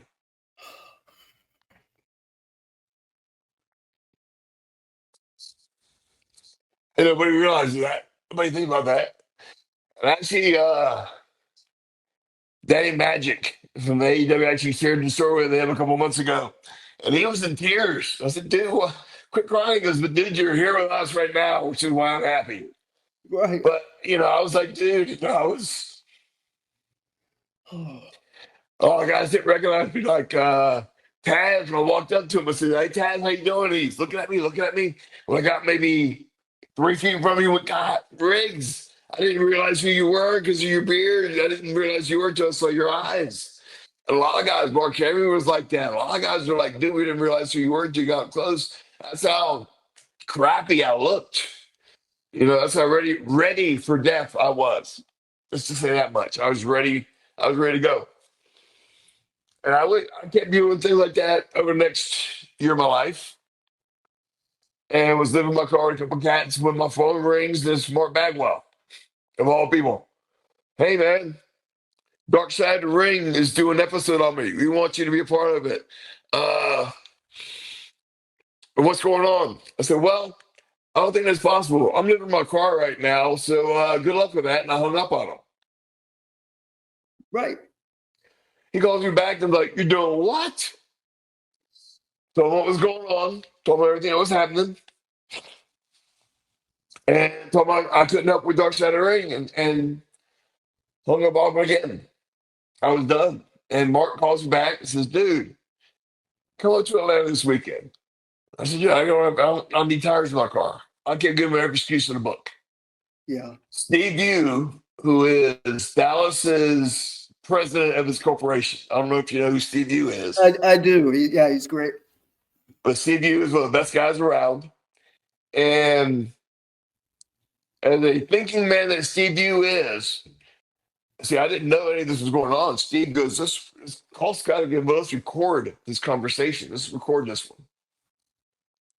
I didn't know this was going on. And this is a little weird, but, like Mark calls me up and is like, hey, man, would you want to do this? And what's going on? Why are you in your car? And I just explained to him everything that was going on. Told him, don't worry to do the interview with me. My mouth is a mess. I wouldn't be good to do an interview with. I'm sorry. And he's like, dude, come up here to Atlanta. I'm in this accountability crib, Dallas's house, by myself. Dallas has his own house with his wife, Paige. This is the accountability crib. It's like a production house that they made a house into. He goes, I'm here by myself. Just come here for the weekend, see what's going on. And we can catch up, just see what's going on. So he gets me, and I'm basically giving every excuse in the book. And Marcus and Steve actually knocked every excuse in the book down. So I had no choice but to say, sure, I'll come up. So as we're getting ready to come up, one of the cats disappears, which I can't find him anywhere, which breaks my heart. And then when we get there, one of the cats disappears. He's pretty good. He's been up there for a couple of weeks, and all of a sudden I can't find. He doesn't come home, doesn't come to eat. So I don't know what happened to him. So I got the one guy. I'll give you a quick story about this one cat that's still here with me now. What's his It name? took me 7. His name is Grace. It was a boy cat. His name is Grace. It was a boy cat my mom thought was a girl. She rescued this cat behind a Walmart. He's a big fur ball, big fluffy fur guy. Beautiful. Love it. She rescued him behind a Walmart. He's a big fluffy guy. Named him Grace. Took him to the vet. The vet goes, "What's the cat's name?" "Grace." "You know it's a boy, don't you?" She went, "No." And kept the name Grace on him. So his name is Grace. Perfect. But it took me 7 years to win this guy over. Oh man. When I first moved in with my mom to help her, he would avoid me unless I was feeding him. He'd walk out of the room. He hated me. For the year and a half that we were at the house after my mom passed, he barely had anything to do with me. It wasn't until we were in the car, just me and him, that he finally started realizing Dude. what's going on. The lady ain't coming back to feed you anymore. This is the guy that's going to be your buddy. And so the other guy didn't fear, so it's just me and the guy, like the one cat who hates my guts. Who's the one guy that my mom asked me, one of the last things she asked me was, "Would you please take care of the cats?" And I get left with the one guy who hates my guts. But he loves me now. He's a good guy now. That's a bit, Scotty. That's a beautiful story. The cat and you And going through this grief. It takes you out of it takes us out of a harsh moment. Whoa, man. It takes us out of a hard emotional moment. The cat story, that's for darn sure. You can go into it that way. Yeah. But I mean, with myself, with everything, I was broken, man. I was a beaten up piece of meat, just broken down. I didn't want to burden anybody, which is the biggest thing. I kept telling Dallas, I kept telling Marcus, I kept telling Sting, I kept telling anybody I talked to. I didn't want to burden one person. Anybody, I mean, everybody has their issues. And so, me being a single guy by myself, if I died, if I took my life that day before Marcus called me, would anybody even know? Oof. Oh. Mm. Would any of my wrestling friends even know? I'd be a piece of meat because I'd already planned to ditch my driver's license in a river unless they fingerprint me and do all that stuff, which I don't think there would be no need to rapidly do this for a corpse who took his own life. I'd just be a piece of meat in a slab in a refrigerated room somewhere that they would get to at one point or another. And I was fine with that. I was fine. I was okay. Didn't matter. Because I didn't think I mattered to anybody.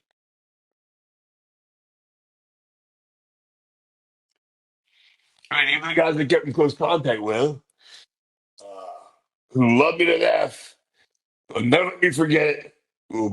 They kick my ass every time. They tell me that I didn't realize how much they love me. Francine, she Mm-hmm. kicks my ass every time because she's like, "I love you to death. I wish you know that." Bro, man, damn, the same way.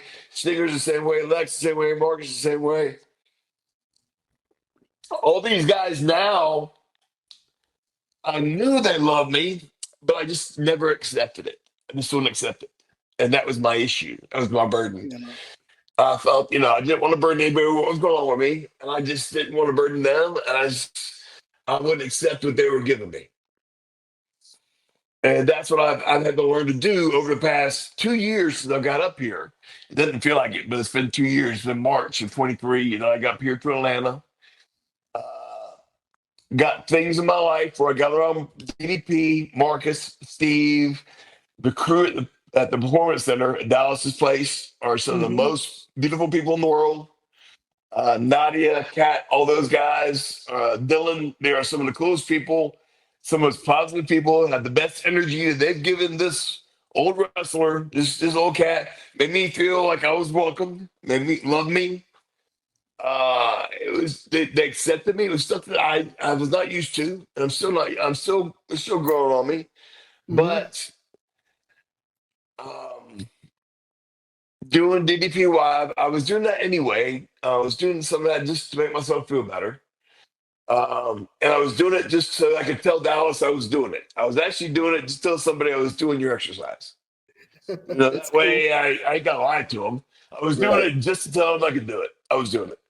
That's kind of a shitty way to do a workout. I don't think I've ever even told Dallas that. I'm afraid to. But the thing Oh, is yeah. I got back working out with Marcus. They got me up here. I ended up staying, which I guess you can tell. I ended up staying here in Atlanta. Um, just 'cause I got around the guys, and they basically said, "Dude, just take your time. Mm-hmm. Take your time. Do what you got to do. Get yourself unwound, and be around us. We're here for you. If you need us, be with us. If you don't want to be with us, just talk to us." And all they wanted me to do is make sure I talked to them and kept the conversation going, which is something I wasn't doing because I was isolated so long too. You got to think about that. The The isolation isolation's a is killer. brutal, That's the killer. and the tough thing dealing with mom. It wore a lot on this old son of a gun. Scotty Riggs got a lot of wear and tear on him with that. But I think about also there are 43 wrestlers that I knew in the 90s in that short 5 year period that died. So that's a big mental scar that I have. I know by name, I know by sweat, I know by blood and tears. Every wrestler has that scar in them right now. They know 30, 40 people who died in the 5 year period back in the day. They knew them Huge chunk of the individually as class. human beings. Yeah. That tears a lot of our minds up. I'm gonna get deep on some stuff here, and some people watching the show gonna go, "Geez, how crazy is this Riggs cat?" We talk about this stuff like this, but it is what it is. But Really. coming back here to Atlanta, a little older, a little wiser, and so broken that it wasn't hard for them to at least find some pieces to put back together. I wasn't shattered. I was broken. Shattered these guys, I would have still drove off and took my life. But I was broken, which gave these guys a break, and gave these guys a chance to get me out of the depth I was in. And they did everything they could. They were working out with me. They were playing golf with me. They were doing every little thing they could to keep me busy, to keep my mind growing, to keep me active, to keep me not sitting in my sorrow, in my misery. And they turned it around to where in 6 months I went from a 38-inch waist to a 35-inch waist, going from 241 to about 223, 222, weight wise, regained some shape, regained some definition. And Dallas looked at me and said, "Dude, I thought it would take a year or more for you to get back in shape. And you blew us away in 6 months." So he set up, Yeah. get my teeth, my new teeth, my mouth done. Well, I Which is have huge. People don't the understand if you coolest don't have smile in the teeth. world Yeah. now, thanks to him. I'm so grateful. Every Yeah. and there's no way to possibly say thank you or to give thank you. There's no way to do it. So you just gotta say thank you and accept. You know, Yeah. I've had one or two people go, "Dude, why don't you do that?" Well, like, dude, you've got to be on the same page with me. You can't think I've got to do everything in the world this guy asks me now. No. No, he didn't do that to make me his slave. He did that because he loved me. Right. It's not what I can do for him that he did this for me. And that's something when you get older, you accept, you understand, you acknowledge, and you grow with. So he did this. Physically, I got at 58 years old, I'm probably with a torn rotator cuff in this shoulder. I got an elbow injury. I can't straighten this. Well, I got all these injuries at 58 years old. I'm in the best shape of my life almost at Yeah. 58, like these guys. So it's a night and day story for you right now. It's day, night, day. I would Yeah. couldn't be with you right now in my life. I'm very blessed to be here to be able to tell it to you. I'm very grateful to be able to be here and tell it to you. Hopefully, it's some encourage the fans. Dude, when somebody calls you and asks you, "Are you okay?" Be honest. Tell them. I lied out my ass, and these people knew I was lying. I gave her an excuse in the book, and they blew them away. Thank God. I'm so Hmm. grateful they didn't listen to my flimsy excuses. I thought they were great, and they blew them out of the water. And here's the crazy thing: Steve recorded that phone call. Yeah. They played it for Dallas. And there was a part in there. I'm trying to think of the exactly how I said it. Um, how did Dallas told me the words that got him and blew him away was, "Yeah, I'm gonna do it in my car. I'm ready to take my own life, but I'm good. I'm fine. I'm good with it." Right. Something like that. Somewhere to where it's I'm living my car, I'm taking my life. It's no big deal. Don't worry about it. Mm-hmm. Somewhere where I was so nonchalant with how I responded to Marcus and Steve. I didn't know Steve was on the phone. I know he was on the line. He was listening all the time. Dallas goes, "Why didn't you ask Scott to do a take two and add some emotion with that?" And Steve goes, "Dallas, that was Scotty straight up honest. He didn't know I was listening. He wasn't doing this at the take one. Him and Marcus were talking. Yeah. And he was nonchalant that he was going to take his life. Because it was real. He accepted his fate. I accepted my fate. I knew it. And I had to accept it. I was ready to go. And there was nothing that was going to change it. I don't know how that sounds. It sounds weird to me to even say it like that. Uh-huh. And the biggest thing that burdened my heart and mind was now that I told somebody and I made somebody worry. I didn't want them to worry about me. I didn't want anybody to know how bad things were. I don't want to burden anybody with that. Just to be left These alone. guys got their own lives. Mm-hmm. They won't miss me. When you lie to yourself like that,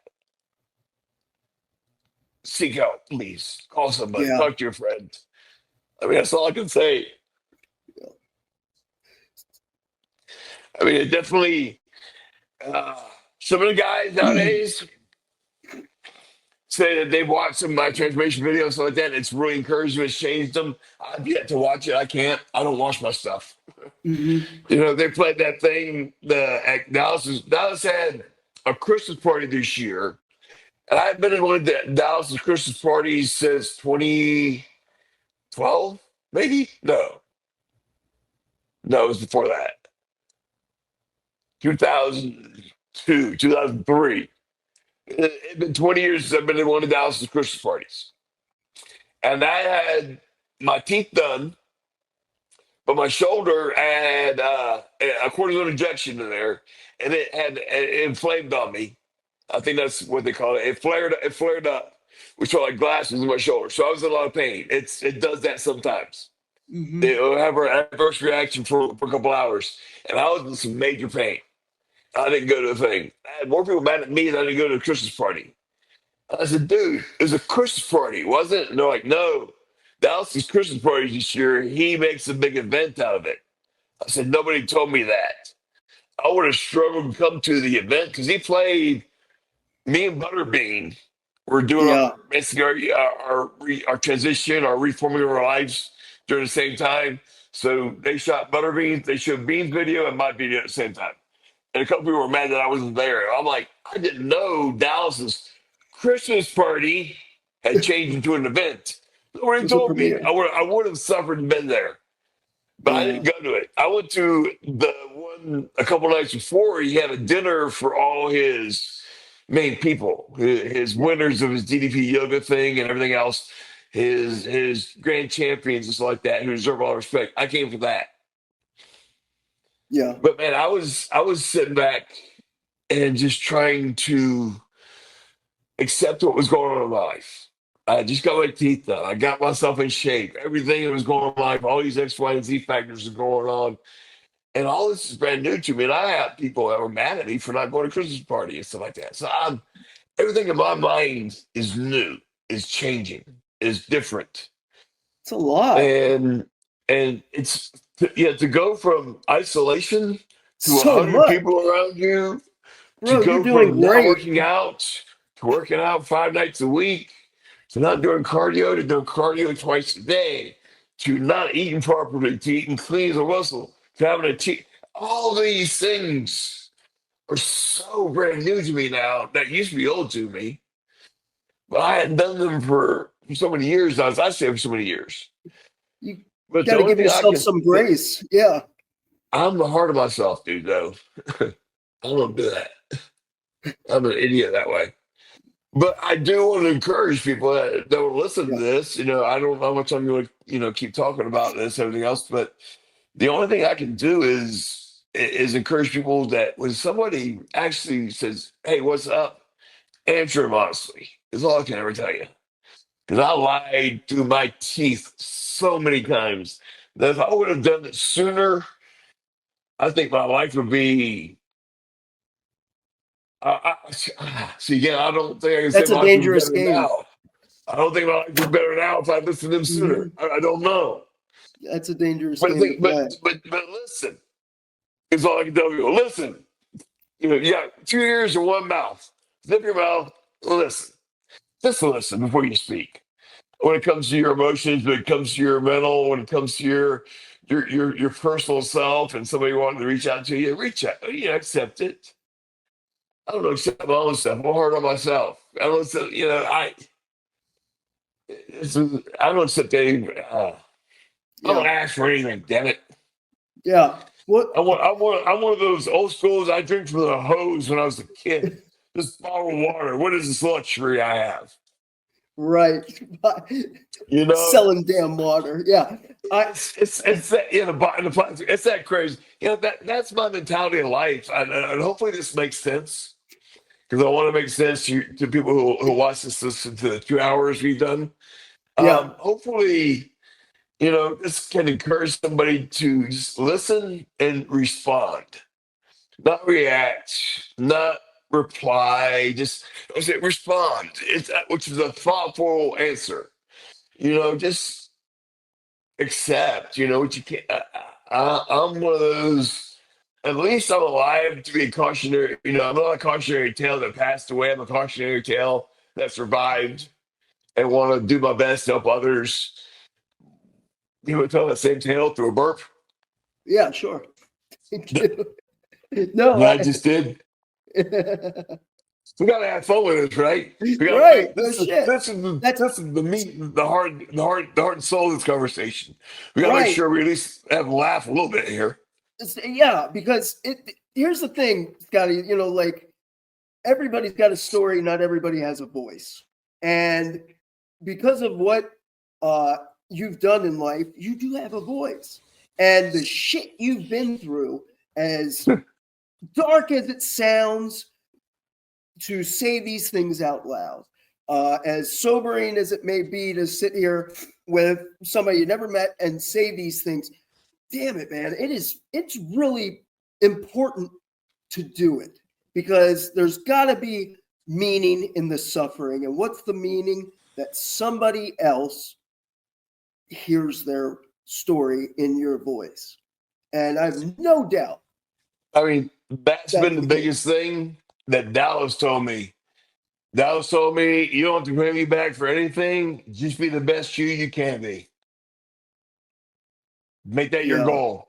Be the best Yeah. you can be. I don't, and like when I had a few people going, dude, I can't believe you didn't do this, didn't do that. I'm like going, dude, you don't understand. Number one, you're talking to me from a point of not understanding, but I've already called the situation, but it's a learning thing. You learn from this process. I don't need you screaming at me because you screaming at me don't help. You screaming at me, you Right. don't want makes me not want to listen to you. That's why I don't raise my voice to people. I don't scream at anybody. Yeah. Don't listen to when you shout.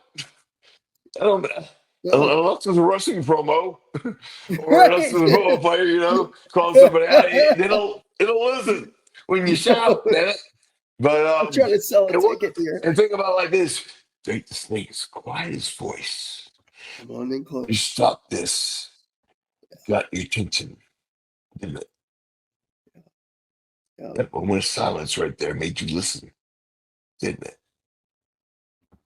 Mhm. See, I mean, so it's a whole new world that I've been going through the past 2 years. that hopefully I share my story right, that it helps somebody. I don't know if there's not a right or wrong way to share your story, but I just hope that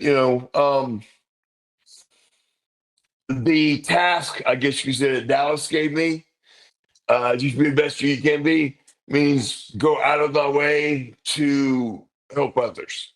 Yeah. Is be the best you can be, to pass this forward, not pass it back, not give it back, not give back, but pass it forward. Gotta And that's keep, one thing I've yeah, tried to do.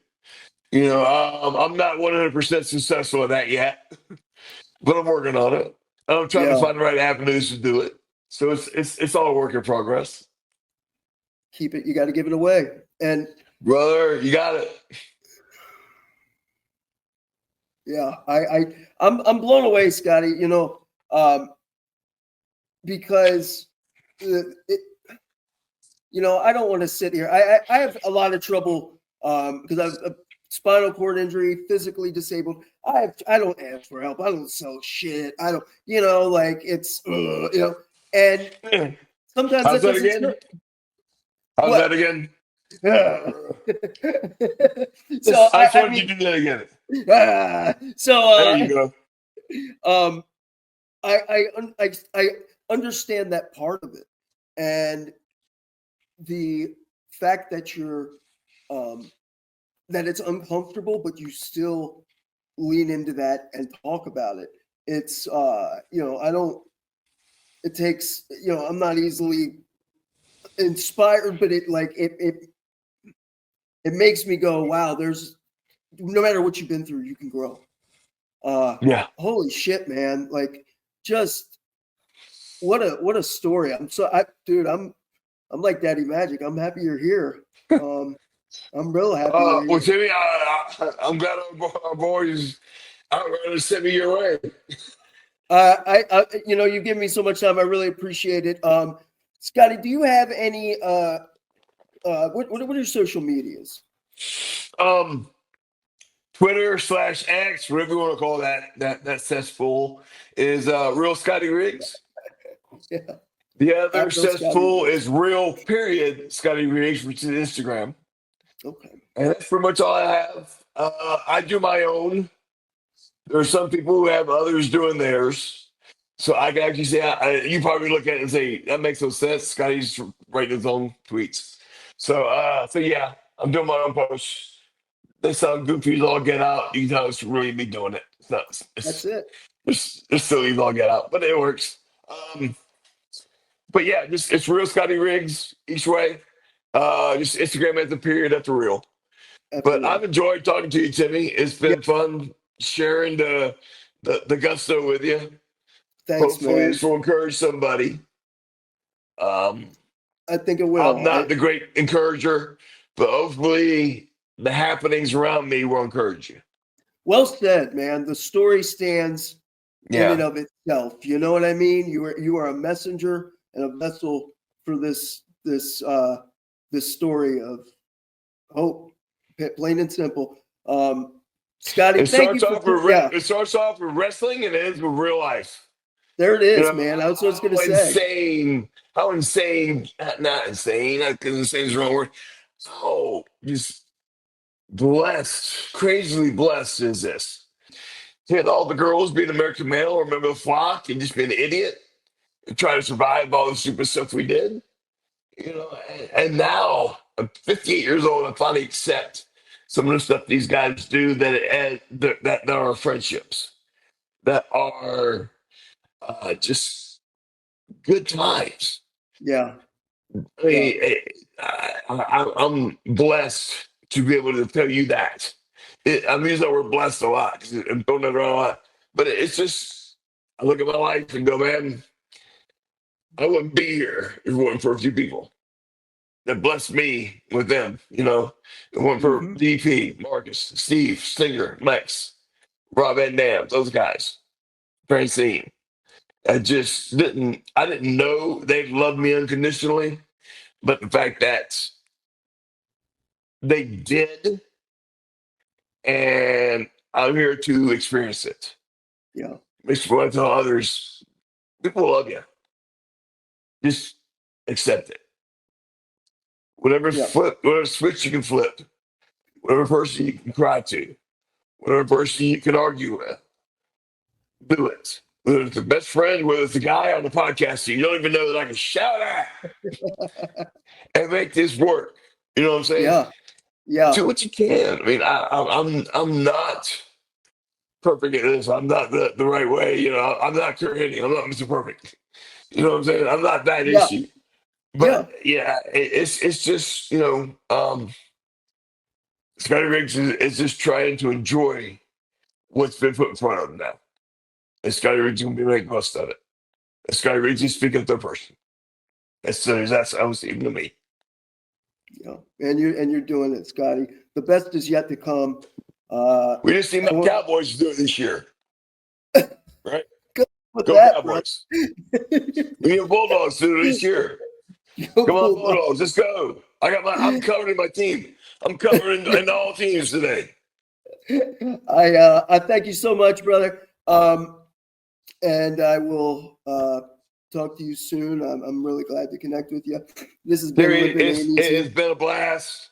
Hopefully your listeners will enjoy this, will be moved by it, and hopefully they can share it with somebody who might, as long as this son of a bitch is, they can maybe share it with somebody and it will help them move forward. That's everything is just move forward.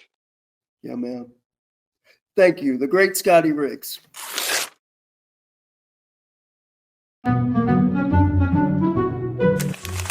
Doing DDP Live. I was doing that anyway. I was doing some of that just to make myself feel better.